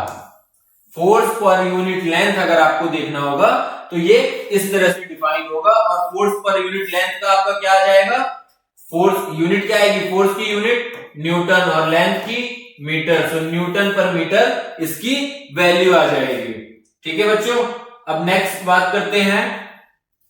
कि ये फ्लेमिंग्स लेफ्ट हैंड रूल के द्वारा हमें फोर्स ऑफ क्या देखना है, डायरेक्शन ऑफ फोर्स देखना है। तो सबसे पहले लेफ्ट हैंड के द्वारा अगर इसमें देखेंगे कि कौन सा किसके कारण है, तो मैग्नेटिक फील्ड या मैग्नेटिक फोर्स की बात करेंगे तो मैग्नेटिक फोर्स यहाँ पे आपको क्या करना था, फ्लेमिंग लेफ्ट हैंड रूल अगर फिर से बता दूं मैं, तो आपको थंब, फोर और ये सेंट्रल फिंगर को इस तरह से करना था कि ये म्यूचुअली क्या हो, एक दूसरे के परपेंडिकुलर हो। और आपका ये सेंट्रल वाला क्या बताए, ईएमएफ याद कीजिए, ईएमएफ से ई से क्या था, इलेक्ट्रिक करंट, तो सेंट्रल अगर इलेक्ट्रिक करंट को बताए, फोर आपके मैग्नेटिक करंट फील्ड को बताए, तो ये जो थंब है वो क्या बताएगा, मैग्नेटिक फोर्स को। तो आप इसी तरह जो है इजीली यहाँ पे कैलकुलेट कर पाएंगे मैग्नेटिक फील्ड की डायरेक्शन को। So by Fleming's left hand rule the conductors experiences force towards each other and hence attract each other. अब वो अट्रैक्ट कर रहे हैं या रिपल्स कर रहे हैं ये हमें डायरेक्शन के बाद ही पता चलेगी, ठीक है। And bye Fleming's left hand rule the conductor experience force away from each other and hence ripple from each other. अब यहाँ पे देखिए आप दोनों जो है एक दूसरे के, इधर से फोर्स इस तरफ लग रहा है और इधर से फोर्स इस तरफ लग रहा है, तो दोनों एक दूसरे को रिपल कर रहे हैं। यहाँ पे दोनों एक दूसरे की तरफ लगा रहे हैं तो दोनों एक दूसरे को अट्रैक्ट कर रहे हैं। तो ये दो फिनोमिना थे। अब हम आते हैं, बात करते हैं एम्पियर्स। एम्पियर का क्या रोल था, क्योंकि मैग्नेटिक फील्ड और मैग्नेटिक करंट में एम्पियर का बहुत बड़ा रोल था। एम्पियर के जो सर्कुलर लॉ और एम्पियर्स लॉ है वो बहुत ही यूजफुल हो जाते हैं आपको मैग्नेटिक फील्ड और मैग्नेटिक करंट जो है, मैग्नेटिक फील्ड और मैग्नेटिक करंट जो है उसको, क्योंकि मैग्नेटिक फील्ड करंट होगा वहीं पे मैग्नेटिक फील्ड होगा। तो अब इसको देखते हैं कैसे है। Force per unit length of the conductor is क्या आया था, F by L क्या आया था, mu naught I1 I2 upon 4 pi 2 pi A या R, यही आया था। अरे भाई यही तो था, यही तो था फोर्स पर यूनिट लेंथ। सो नाउ अब यहां पे ये बात कर रहे हैं कि फोर्स क्या होगा। अब 1 एम्पियर की अगर बात करें तो I1 I2 यहां से, क्योंकि I1 I2 निकालेंगे तो 1 ampere is the current which is passed in each of two parallel conductors of infinite length and placed 1 meter apart in a vacuum causes each conductor to experience a force of 2 into 10 to the power minus 7 Newton per meter of length of the conductor। तो यहां से हम easily calculate कर ले जाएंगे अगर हमें 1 ampere की डेफिनेशन देखनी है। सो I1 I2 will become F times 2 pi A into में mu naught upon mu naught L, ठीक है। तो फोर्स पर यूनिट लेंथ, तो वही चीज यहां से हम कैलकुलेट कर लेंगे कि I1 I2 1 एम्पियर तभी होगा जब ये सारी चीजें किसके इक्वल हो जाएंगी, 1 के इक्वल हो जाएंगी, कि उनका सभी का जो वैल्यू है वो 1 के इक्वल आएगी। तो 1 एम्पियर की डेफिनेशन वहां से लिख सकते हैं। अब है representation of field due to parallel currents, कि जो पैरेलल करंट्स हैं उनके कारण रिप्रेजेंटेशन कैसा होगा मैग्नेटिक फील्ड का। तो यहाँ पे देखिए I1 और I2 दोनों क्या हैं, इस तरह से आउटवर्ड हैं। तो यहां से क्या होगा कि आपको पता था जब आप पॉजिटिव और नेगेटिव कर रहे थे कि साउथ पोल किसे कहेंगे और नॉर्थ पोल किसे कहेंगे, तो ठीक है। तो यहां से करंट इस तरफ है, मैग्नेटिक फील्ड की डायरेक्शन देखनी है तो देख लीजिए राइट हैंड का रूल के द्वारा कैसे लगाया, और ये इस तरफ से, क्योंकि प्लेन में देखना है अगर आपको तो इस तरह से प्लेन ये है और यहाँ पे इस तरह से, तो ये इनर साइड में देखेंगे आप इधर से, और इस वाले केस में भी यही है राइट हैंड थंब रूल के द्वारा। अब ये क्या है कि मान लीजिए यहाँ पे ये I1 तो ये है लेकिन I2 ये है, तो इस वाले डायरेक्शन में तो इस तरह होगा, ठीक है, लेकिन इस वाले डायरेक्शन में कैसे होगा, ये इस तरह से है तो ऐसे बाहर की तरफ पॉइंटिंग, क्योंकि I1 I2 किस तरफ है, इस तरफ, तो ये बाहर से आएंगे और ये इनर साइड में। तो इस तरह से राइट हैंड थंब रूल लगा के हम मैग्नेटिक फील्ड की डायरेक्शन को देख पाएंगे और Fleming's left hand rule use करके हम easily magnetic field, magnetic force के डायरेक्शन को देख पाएंगे। So now move to the next is Ampere circular law, जो कि बहुत ही इंपॉर्टेंट हो जाता है और न्यूमेरिकल पूछ लिया आता है। लास्ट ईयर पीवाईक्यूज जो है बोर्ड के, उनमें जो है ये क्वेश्चन न्यूमेरिकल्स में पूछ लिए जाते हैं एम्पियर सर्कुलर लॉ पे और सोलेनॉइड पे, same to same formula based question. So now the line integral B dot dl for a closed curve is equal to mu naught times the net current I threading through the area bounded by the curve। अब वो क्या कह रहा था कि suppose करिए कि कोई जो ये circular law, amperes circular law. तो सर्कुलर लॉ ये है कि कोई भी सर्कुलर लूप है, अगर वो बाउंड है, वो क्लोज्ड है, तो वहां पे जो magnetic field B dot dl, जो मैग्नेटिक फील्ड इनटू जो स्मॉल लेंथ है एलिमेंट है, उसके कारण जो टोटल मैग्नेटिक फील्ड और स्मॉल dl जो लेंथ एलिमेंट है, वो उसकी वैल्यू जो है वो किसके इक्वल होगी, mu naught and number of turns जो उस सर्किल में है उसके और करंट के मल्टीप्लाई के, यानी जो समेशन, ये अगर कह दे phi B dot dl is equal to mu naught N I, ये क्या है, ampere circular law, B dot dl is equal to mu not I. अब अगर आपको प्रूफ करना है कि प्रूफ कैसे करें हम कि B dot dl is equal to mu not I, करने की जरूरत नहीं है, बट यहां मैं बता दे रहा हूं सिर्फ और सिर्फ B dot dl is equal to mu naught N I पे ही जो है न्यूमेरिकल्स पूछ लिए जाते हैं। तो अब B डॉट dl करना है तो आपको पता है दो डॉट प्रोडक्ट के बीच में क्या होगा, B डॉट dl है तो क्या हो जाएगा, B dl और क्या हो जाएगा, cos थीटा। अब यहां से थीटा की वैल्यू देखेंगे तो B और dl के बीच में, तो B तो कहां पे है, क्योंकि I करंट इस तरह है, तो B क्या है, इस तरह है, और ये जो आपका थीटा था, क्योंकि ये क्या है, plane of the into the plane है, और यहाँ पे जो I करंट है, क्योंकि dl जो एलिमेंट है उसमें हमने पहले ही बताया था कि जो लेंथ एलिमेंट है वो along the direction of the current, जो कि हम बायो सावर्ट लॉ में देख लिए हैं। सो I डॉट dl के बीच में जो थीटा है इट बिकम जीरो, क्योंकि ये भी प्लेन के परपेंडिकुलर है and it will be also plane of the perpendicular, so cos theta will become, दोनों एक ही डायरेक्शन में, theta will become zero, so cos 0 is equal to 1। So यहां से क्या हो जाएगा, B डॉट dl, ठीक है। अब इसको इंडिकेट करेंगे तो B तो ऐसे का ऐसे, और dl क्या हो जाएगा, 2 पाई r, ये हो जाएगा। सो B की वैल्यू रखोगे तो mu naught upon I, mu naught upon, अरे B की वैल्यू यहां से रखो ना, सर्कुलर के लिए क्या था, mu naught I upon 2a, तो यही तो रखना है कि mu naught I upon 2 pi r, और यहां से 2 pi r, so it will be cancel, so normally B dot dl क्या आ गया, म्यू नॉट एन I, अगर नंबर ऑफ टर्न्स उस सर्कुलर लूप में अवेलेबल है, तो इसी तरह B dot dl is equal to mu naught I, ठीक है। समझ में आया, ये एम्पियर सर्कुलर लॉ पे आपके क्वेश्चन पूछे जाते हैं और बहुत ही सिंपल क्वेश्चन होते हैं जो कि न्यूमेरिकली सॉल्व हो जाते हैं इजीली। अब magnetic field at the centre of a straight solenoid, कि एक स्ट्रेट सोलेनॉइड के सेंटर पे कितना मैग्नेटिक फील्ड होगा ये कैलकुलेट करना है। तो इसको ध्यान से देखना बच्चों, है क्या यहाँ पे कि वही सेम जो सोलेनॉइड की बात कर रहे थे हम, उसी तरह है सब कुछ, बस अब की बार हमें कैलकुलेट करना है। तो एम्पियर सर्कुलर लॉ लगाएंगे हम सबसे पहले, तो B डॉट dl मैं लिख लेता हूं, B dot dl equal to mu naught N I, ठीक है। अब यहां पे हमें निकालना है, तो हम यहां पे ये एक यहां पे कुछ ये जो है हमने एक चूज कर लिया, एक एरिया, इस एरिया पे लगाना है, और करंट की ये हमारा डिस्टेंस जो है वो A हो गया, और करंट इस तरह से फ्लो हो रही है इसमें, ठीक है। तो हम 4 पॉइंट पे निकालेंगे इस चीज को, जो PQRS है, तो इन चारों पॉइंट पे अगर हम देखेंगे तो हम, क्योंकि करना क्या है, अब निकालना क्या है, मैग्नेटिक फील्ड निकालनी है, तो हम क्या करेंगे, इंडिविजुअली निकाल लेंगे और उसके बाद दोनों को एड अप कर देंगे, चारों को एड अप कर देंगे, तो टोटल इलेक्ट्रिक फील्ड आ जाएगा, टोटल मैग्नेटिक फील्ड आ जाएगा, ठीक है। तो सबसे पहले PQ के कारण देखेंगे, तो PQ के कारण देखेंगे, तो ठीक है, पहला PQ के कारण देखेंगे, तो ये हो जाएगा PQ। तो हम एक काम करते हैं, यहां से कैलकुलेट करना स्टार्ट कर देते हैं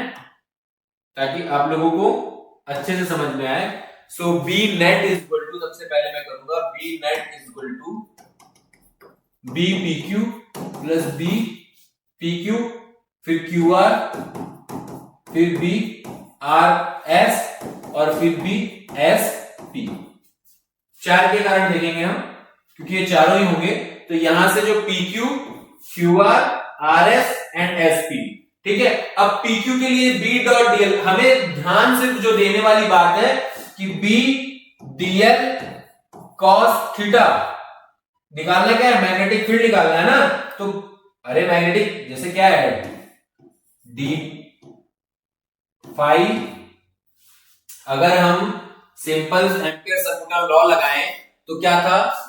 B dot dl equal to mu naught N I. तो यहां से इसको बी dl cos थीटा, तो हमें cos थीटा ही चाहिए ना हर टर्म्स में, तभी तो मैग्नेटिक फील्ड को देख पाएंगे। तो मैग्नेटिक फील्ड अब cos थीटा, फिर वही बात कि cos थीटा होगा क्या, तो B और dl दोनों के वेक्टर के बीच में, तो B, अब यहाँ पे मैग्नेटिक फील्ड क्या है, देखिए यहाँ पे करंट आपका क्या है, दिस डायरेक्शन में है, और मैग्नेटिक फील्ड कहां पे है, मैग्नेटिक फील्ड कैसे है, मैग्नेटिक फील्ड भी इसी डायरेक्शन में है, तो थीटा विल बिकम जीरो। यहाँ पे दोनों सेम है, थीटा जीरो हो गया। तो इस वाले सिनेरियो में थीटा जब आपका क्या है P2Q, तो P2Q में dl ये है, ये आपका क्या है, करंट की डायरेक्शन है, और मैग्नेटिक फील्ड, तो मैग्नेटिक फील्ड देखेंगे करंट इस तरह से जा रही है, सो मैग्नेटिक फील्ड राइट हैंड की तरह देखेंगे ना, तो राइट हैंड का रूल लगाएंगे, तो करंट इस तरह से है, राइट हैंड के बाद करंट इस तरह से है, तो ये जो है इसी तरफ है, so that will be the in the terms of theta 0 degree. अब बात करते हैं क्यूआर की, तो क्यूआर में क्या है, करंट हमारी इस तरह जा रही है, क्यूआर में करंट इस तरह जा रही है, और डीबी मैग्नेटिक फील्ड इस तरफ है, तो थीटा विल बिकम्स 90 डिग्री। अरे ये डीबी है और ये करंट है, तो theta will becomes 90 degree in this scenario. अब इस वाले सिनेरियो में क्या है, दोनों सेम ही तो हैं, क्योंकि ये क्या है, रेक्टेंगल है ना, तो रेक्टेंगल की, अगर रेक्टेंगल के बेसिक डेफिनेशन को भी देखें, तो जो साइड्स हैं फेस टू फेस वाली, जो आमने सामने वाली साइड है वो इक्वल होती है, तो यहाँ पे फिर वो थीटा बिकम 0 और this one will theta becomes 90। तो अब आपको पता है कि cos 90 वाले टर्म्स तो कैंसिल आउट हो जाएंगे, तो ये कैंसिल हो जाएगा, ये कैंसिल हो जाएगा, सिर्फ ये दोनों बचेंगे। तो जो PQ और SR है, उसके कारण चीजें जो हैं वो सिर्फ बचेंगी, तो PQ बचेगा और SR बचेगा, SR, बाकी ये दोनों कैंसिल आउट हो जाएंगे। तो यहां से निकालेंगे, तो B dot dl equal to mu naught, तो B dl और प्लस B dl, यही आपका जो है दो चीज यहाँ पे, ये आपका B डॉट dl और ये B डॉट dl, तो सिंपली दो चीजें बची। तो अब हमें करना क्या है, B dot dl equal to mu naught N I. तो ये फॉर्मूला जब हम कैलकुलेट करेंगे, तो यहां से बन क्या जाएगा हमारा, B डॉट dl और यहाँ पे क्या था, B डॉट dl, यही तो फाइंड आउट कर रहे थे, और इसके आगे क्या रखना है, म्यू नॉट एन आई, ठीक है, म्यू नॉट एन आई, और क्योंकि इसके कारण एक म्यू नॉट एन आई प्लस के कारण mu naught N I one, यहाँ पे आई वन जा रहा होगा सपोज, और ये भी आई वन सेम ही था क्योंकि सारा करंट सेम ही था, तो it will becomes 2 mu naught N I, और ये क्या हो जाएगा, B डॉट dl, ठीक है। तो यहाँ पे B डॉट dl और B डॉट dl, सो 2 B डॉट dl, तो ये कट जाएगा, तो फिर वही आ गया कि B dot dl equal to mu naught N I. तो यही इसीलिए सोलेनॉइड जो है वो एम्पियर सर्किटल लॉ को फॉलो करता है, और सोलेनॉइड में भी म्यू नॉट एन आई से हम मैग्नेटिक फील्ड को कैलकुलेट कर सकते हैं, इसीलिए इसका भी आया था B equal to mu naught N i due to the magnetic field at the centre of the circular solenoid. Now move to the next, magnetic field due to the towards toroid और solenoid. अब देखिए ये जो torrid है इसमें भी कुछ नहीं करना है, क्योंकि सोलेनॉइड टॉरॉइड सारे एम्पियर सर्कुलर लॉ के ही एप्लीकेशंस हैं, और वो इसी तरह फॉलो होंगे जैसे गॉस लॉ के तीनों एप्लीकेशंस में सेम चीजें हम फॉलो कर रहे थे, बस हमें एंगल्स पे डिपेंड होना है। जब जब हम वेक्टर्स की बात करेंगे, वेक्टर क्वांटिटीज की बात करेंगे, तो सिर्फ हमारी dependency angles between the vectors ही रह जाएगी। तो यहां भी ये है कि अब magnetic field due to toroid देखना है, तो यहां पे देखना है, ये टॉरॉइड है, टॉरॉइड कुछ इस तरह होता है, टायर जैसे ही समझिए, और इसमें रैप होती है। यहां पे तो मैग्नेटिक फील्ड 0 होगा, क्योंकि इनसाइड द कंडक्टर तो किसी के भी 0 बताया था मैंने, मैग्नेटिक फील्ड, इलेक्ट्रिक फील्ड ही 0 है तो मैग्नेटिक फील्ड होगा ही नहीं। अरे कैपेसिटेंस में देखा था ना, inside the electric conductor electric field is 0, तो इलेक्ट्रिक फील्ड ही नहीं होगा तो मैग्नेटिक फील्ड प्रोड्यूस कहां से होगा, ठीक है। अब यहां पे हम सेंटर पे देखते हैं O, ये B 0 है, ये R है और ये dl वेक्टर है, तो करना क्या है, B dot dl equal to लगा दो circular law mu naught N I. अब यहाँ पे पहले इसको कैलकुलेट करते हैं, तो B dot dl equal to B dl cos theta. अब थीटा कितना है भाई साहब यहाँ पे, अब देखिए मैग्नेटिक फील्ड देखिए कहां पे, और लेंथ एलिमेंट देखिए, लेंथ एलिमेंट भी यही है और मैग्नेटिक फील्ड भी यही है। तो इसी डायरेक्शन में, क्योंकि करंट जो है इसी तरफ फ्लो हो रही है, तो थीटा बिकम्स 0। तो B dot dl is equal to B dl आ गया यहाँ पे, ये बच जाएगा, और ये हो गया म्यू नॉट ni। अब यहां से dl को इंडिकेट करोगे तो B, dl को इंडिकेट करोगे 2 पाई r, यही बचेगा ना 2 पाई r, और म्यू नॉट n i, ठीक है, म्यू नॉट n i और B dot dl। So B is equal to यहाँ पे B dot dl is equal to mu naught n i, ठीक है। अब यहाँ पे एक चीज और आता है कि dl को आपने इंडिकेट किया म्यू नॉट ni के इक्वल। अब यहाँ पे म्यू नॉट ni, तो नंबर ऑफ टर्न्स जो है यहाँ पे, अगर उसको मल्टीप्लाई करेंगे कि कितने एरिया में वो टर्न्स है, सो ये b, इसको अगर यहाँ पे देखिए, so b into 2 pi r is equal to mu naught n, और साथ में कितने सरकमफेरेंस पे है वो, into i। So 2 pi r to 2 pi r cancel, and b, तो फिर वही आ गया कि b is equal to mu naught ni। तो टोरॉइड सोलेनॉइड दोनों के केस में हमने एम्पियर सर्कुलर लॉ को देखा कि जो एम्पियर सर्कुलर लॉ है वो दोनों के केस में एकदम सही आ रहा है। b is equal to mu naught ni, जो उसकी एप्लीकेशंस है वो फॉलो हो रही हैं, और इस पे बेस्ड जो है हम न्यूमेरिकल्स बहुत ही इजीली वे में कैलकुलेट कर सकते हैं, ठीक है। Now end of the magnetic effect of current, और यहीं पे मैग्नेटिक इफेक्ट जो है करंट का वो खत्म होता है। अब बात आती है टॉर्क की, क्योंकि फोर्स देख लिया,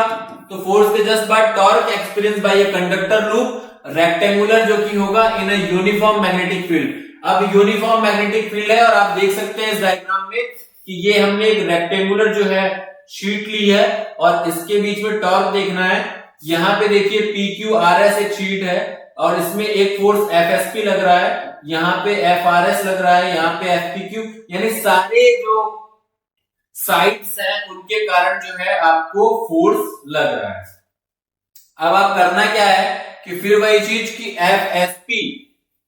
let theta be the angle between the plane of the loop and the direction of the magnetic field, the axis of the coil perpendicular to the magnetic field। अब टॉर्क निकालना है, तो torque निकालना है तो सबसे पहले फोर्स निकालना पड़ेगा, क्योंकि टॉर्क होता क्या है, अगर बैक टू बेसिक बात करें तो टॉर्क होता क्या है, F क्रॉस R या R क्रॉस F। तो सबसे पहले फोर्स तो देख ले कि फोर्स मिलेगा किसमें। अब फोर्स क्या होता है, I B, भाई B dl BL,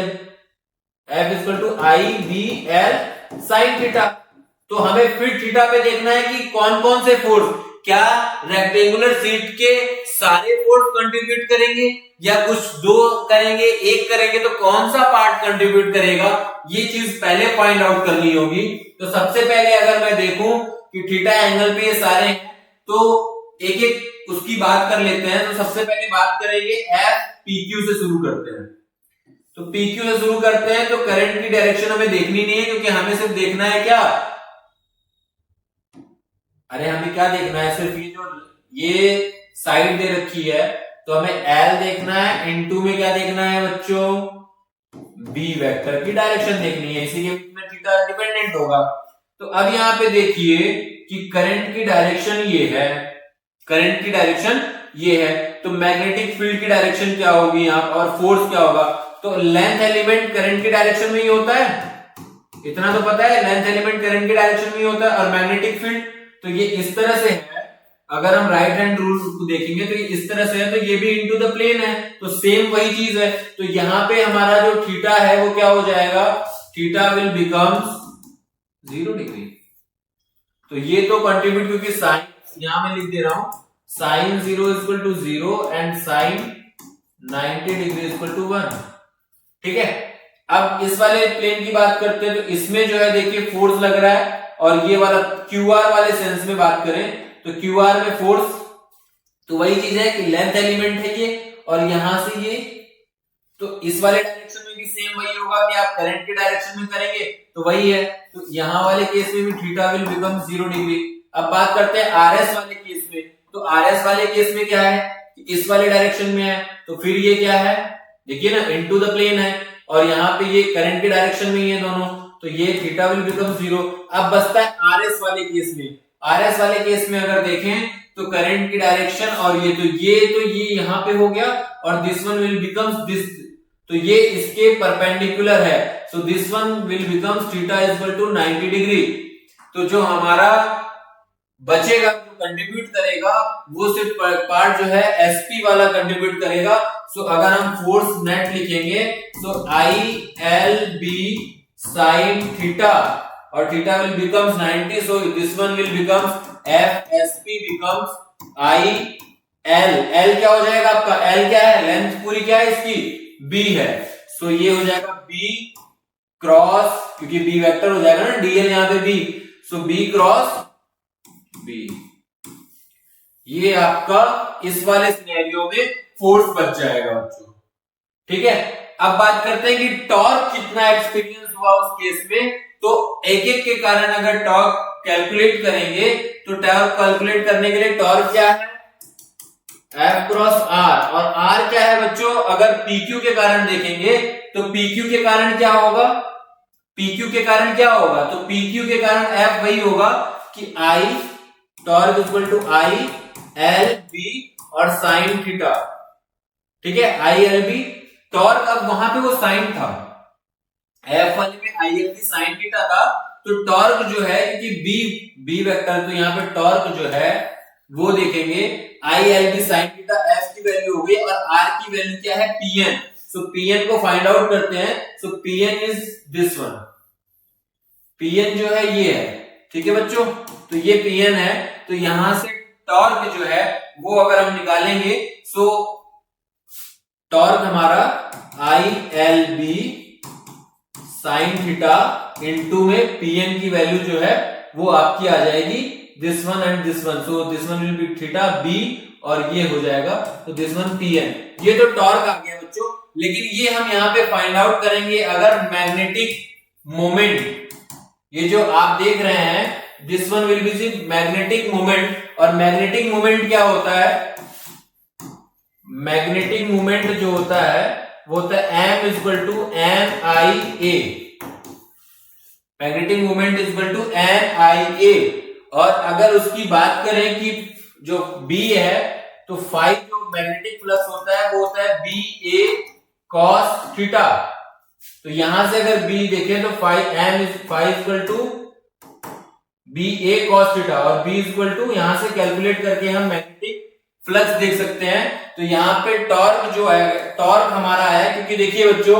जो टॉर्क है, क्योंकि फोर्स हमारा I L B sine theta है और टॉर्क अगर हमें कैलकुलेट करना है तो टॉर्क वाले केस में क्या हो जाता है कि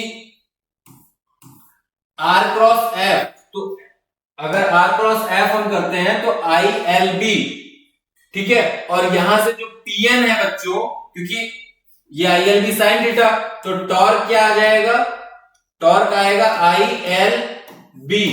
और साइन थीटा उस वाले टर्म्स में 90, तो ये तो बना देगा आपका आई एल बी मैक्सिमम। और जो पीएन है वो पीएन क्या है बच्चों, तो पीएन क्या बन जाएगा, पीएन यहां से अगर हम कैलकुलेट करेंगे तो पीएन क्या हो जाएगा, cos theta is equal to cos theta is equal to cos theta is equal to PN by B. यहां से cos थीटा जो हो जाएगा वो हो जाएगा पीएन बाई बी, तो यहां से b की वैल्यू, अगर pn की वैल्यू निकालेंगे तो b cos थीटा, सो जो टॉर्क है वो क्या आ जाएगा, I L B into B cos theta, और यहां से नंबर ऑफ टर्न्स अगर है तो टॉर्क निकालना हो सो एन आई, ठीक है, और ये जो एल बी, क्योंकि देखिए एल जो है अगर उस पूरे लेंथ की बात, पूरे सीट की बात कर लेंगे तो एरिया, क्योंकि एरिया क्या होगा बच्चों, एरिया क्या हो जाता है एल क्रॉस बी, ये दोनों एरिया ही हो जाएंगे ना, तो एल क्रॉस बी से हम यहाँ पे एन आई ए एन और यहाँ पे आई ए और ये बी और ये कॉस थीटा, ये आपका टॉर्क कैलकुलेट हो जाएगा। ठीक है, N I A B cos theta, और इस जो आप एल इंटू बी है इसको आपने सिंपली ए पुट कर दिया, एरिया। ठीक है, तो यहां से आप इजीली कैलकुलेट कर लेंगे कि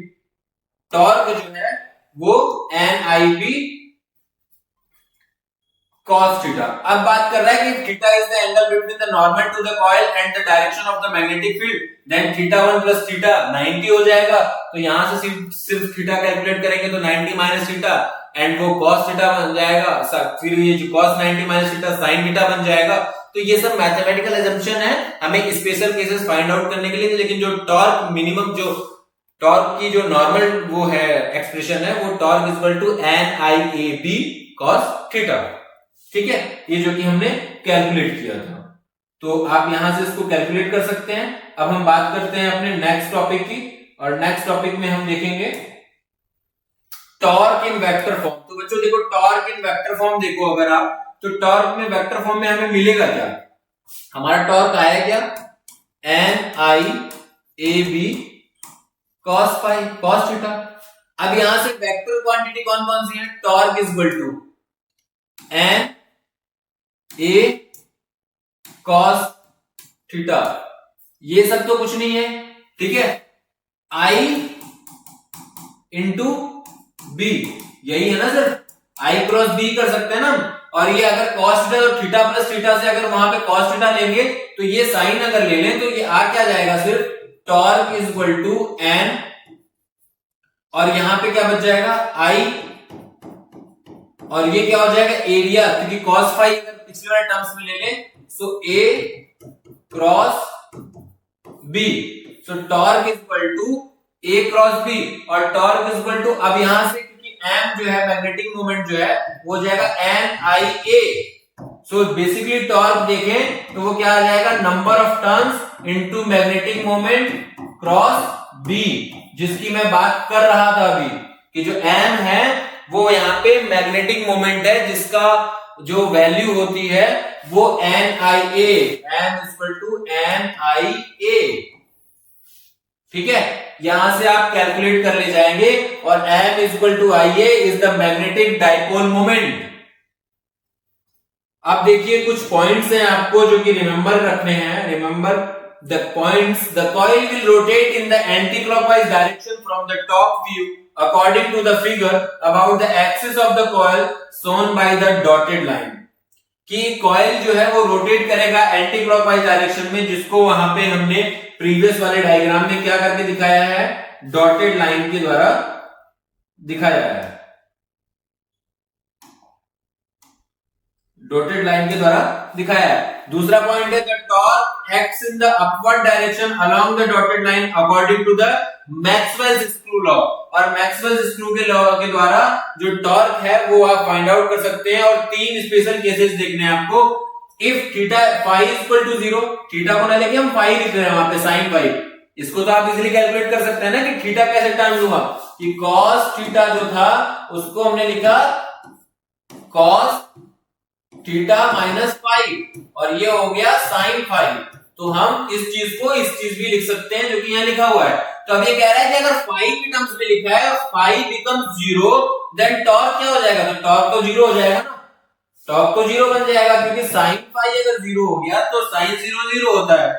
नेक्स्ट, अगर फाई 90 है तो उस केस में टॉर्क मैक्सिमम मिलेगा, जो कि क्या मिलेगा, टॉर्क इक्वल टू NIAB, और यूनिट जो है B in tesla, I in ampere, A in metre square, and जो ये जो टॉर्क है उसका क्या हो जाएगा, न्यूटन इंटू मीटर। दबाव formula for torque can be use for any loop respective of the shape, कि ये जो टॉर्क का फॉर्मूला है ये किसी में भी यूज हो सकता है इररेस्पेक्टिव ऑफ द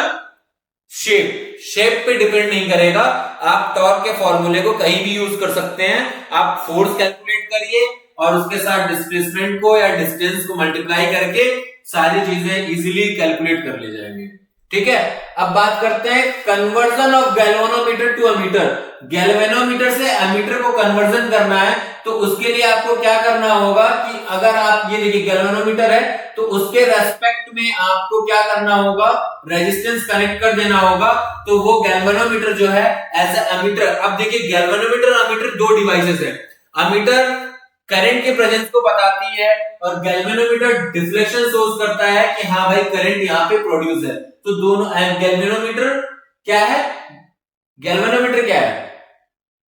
गैल्वेनोमीटर सिर्फ ये बताता है कि डायरेक्ट डिफ्लेक्शन शो करता है कि करंट है कि नहीं, प्रेजेंस ऑफ करंट। लेकिन अमीटर क्या है, मेजरमेंट भी करती है कि हाँ 5 एम्पियर करंट बह रहा है, 4 एम्पियर करंट फ्लो हो रहा है। तो दोनों डिवाइस इस तरह से, galvanometer can be converted in ammeter by shunting it with very small resistance. एक स्मॉल रेजिस्टेंस जो कि शंट रेजिस्टेंस है, उसको आप कनेक्ट करके गैल्वेनोमीटर को अमीटर में कन्वर्ट कर सकते हैं। तो यहां पे देखिए तो शंट रेजिस्टेंस का जो यहां पे मान लो आई करंट था, ये आईजी करंट यहां गया, तो यहां पे कितना चला जाएगा, आई शंट में जो जाएगा वो आई माइनस आईजी चला जाएगा। ठीक है, तो दोनों करंट जो, क्योंकि आपको पता है जंक्शन लॉ के द्वारा यहां पे एंटरिंग करंट और लीविंग करंट बराबर होगी, तो I minus I G is equal to I galvanometer into G into galvanometer resistance. So अगर शंट रेजिस्टेंस अगर आपको निकालना होगा, फाइंड आउट करना होगा, तो वो हो जाएगा एस इज इक्वल टू यहां से I G into G upon I minus I G. ये आपको शंट रेजिस्टेंस निकालना होगा। So conversion of galvanometer to voltmeter, अब वहां पे एमीटर को करना था, तब तो आपको क्या करना था, रेजिस्टेंस कनेक्ट करना था। अब यहाँ पे वोल्टमीटर कनेक्ट करने के लिए, वोल्टमीटर कन्वर्जन करने के लिए क्या होगा, galvanometer can be converted into voltmeter bye connecting it with a very high resistance. अगर आपको एमीटर चाहिए तो आपको स्मॉल रेजिस्टेंस से कनेक्ट करना होगा, लेकिन अगर वोल्टमीटर चाहिए तो हाई रेजिस्टेंस से, क्योंकि वोल्टमीटर जो रेजिस्टेंस के दोनों अक्रॉस द पॉइंट्स हैं, उन्हीं के अक्रॉस में क्या निकलेगा, पोटेंशियल कैलकुलेट होता है। ठीक है, तो अब now potential difference across the given load resistance of the sum potential difference across the galvanometer and potential difference. यहां पे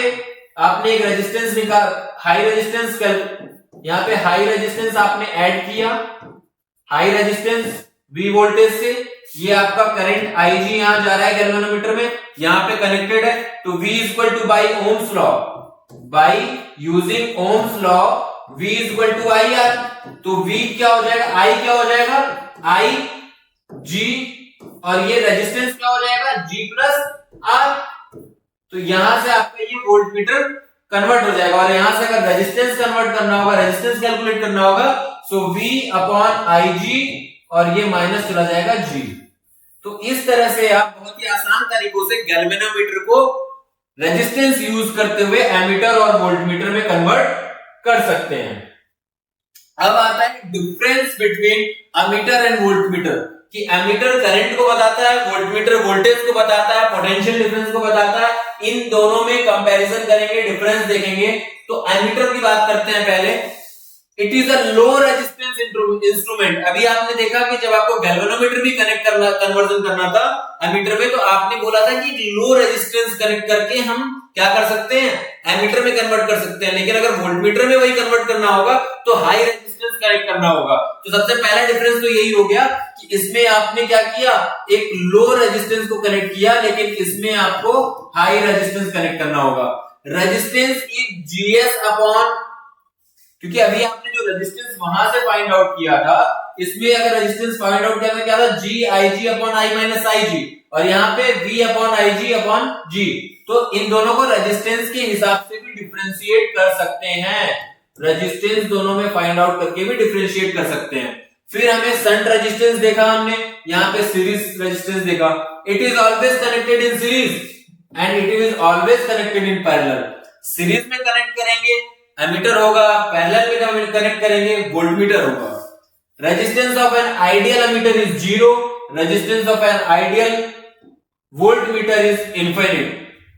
इनफाइनाइट होता है। Its resistance is less than that of galvanometer and its resistance is greater than the voltmeter.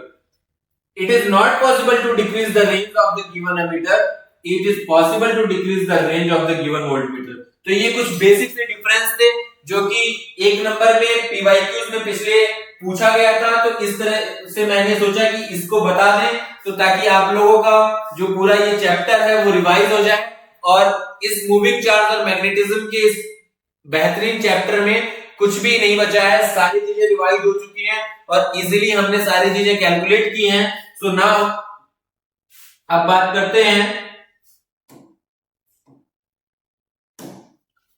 अब बात करते हैं कि अगर आपने हमारे सीयूईटी के बैच को ले रखा है तो आप ये देख सकते हैं कि सीयूईटी के बैच परचेस करने से जो बेनिफिशियल चीजें मिल रही हैं वो तो मिल ही रही हैं, बुक्स मिल रहा है आपको फ्री में और मॉक टेस्ट। लेकिन देखिए ये सीयूईटी के प्रीवियस ईयर के रिजल्ट्स हैं और बहुत ही बेहतरीन रिजल्ट रहा है इन सभी बच्चों का जो है इनके ड्रीम कॉलेज में एडमिशन हुआ है। यहाँ पे आप देख सकते हैं कि इन्होंने एमईटी में 100% इनको स्कॉलरशिप मिली है और ये सारे बहुत ही शानदार जो है पिछले बैच का रिकॉर्ड रहा है और बहुत अच्छा रिजल्ट रहा है। इन्होंने अपने अपने ड्रीम्स कॉलेज में एडमिशन लिया है। तो आप लोगों को भी करना क्या है कि जल्दी से जाके बैच परचेज करना है, बहुत ही अफोर्डेबल प्राइस में है और अपनी सीयूईटी की प्रिपरेशन को बोर्ड एग्जाम्स के साथ साथ और जैसे ही बोर्ड एग्जाम्स खत्म हो अपनी सीयूईटी की प्रिपरेशन में लग जाना है और आपको भी अपने ड्रीम कॉलेज में एडमिशन लेके रहना है। सो प्लीज जल्दी करिए, बैच परचेज कीजिए, अपनी पढ़ाई को कंटिन्यू रखिए क्योंकि सिर्फ और सिर्फ मैं बार बार कहता हूं सक्सेस की एक ही की है, वो है प्रैक्टिस करते रहेंगे, कंटिन्यूटी बनी रहेगी अगर तो आप किसी भी एग्जाम को बहुत ही इजीली क्रैक कर लेंगे। So now thank you. और अब हम बात करेंगे नेक्स्ट मैग्नेटिज्म चैप्टर की। अब हम नेक्स्ट बात करेंगे मैग्नेटिज्म चैप्टर की और उसके बाद में हम फिर इस तरह से धीरे धीरे अपने पूरे जो चैप्टर है वो रिवाइज करते चले जाएंगे। अगर आपको इन चैप्टर्स में दिक्कत हो रही है तो आप रिकॉल नहीं कर पा रहे हैं कुछ चीजें तो आप प्रीवियस लेक्चर्स को जाके वहां पे देख सकते हैं। वहां पे आप मैंने अभी बताया फिर बता दे रहा हूं, आप पीपीटीज पड़ी हुई हैं फ्री मॉक केपी एग्जाम में आप डाउनलोड करके वहां से पीपीटीज डाउनलोड करिए, as a short note use कीजिए, कॉन्सेप्ट रिकॉल्स करिए और उसके बाद फ्री मॉक टेस्ट जो है उसको आप जो है लगाइए और उससे अपनी रिविजन्स को देखिए कि आप कितना रिवाइज कर पाए हैं और कितना अभी और करना है। सो आज के लिए इतना ही, थैंक यू। कल के चैप्टर में मिलेंगे मैग्नेटिज्म वाले में। Thank you. KP classes dedicated to excellence.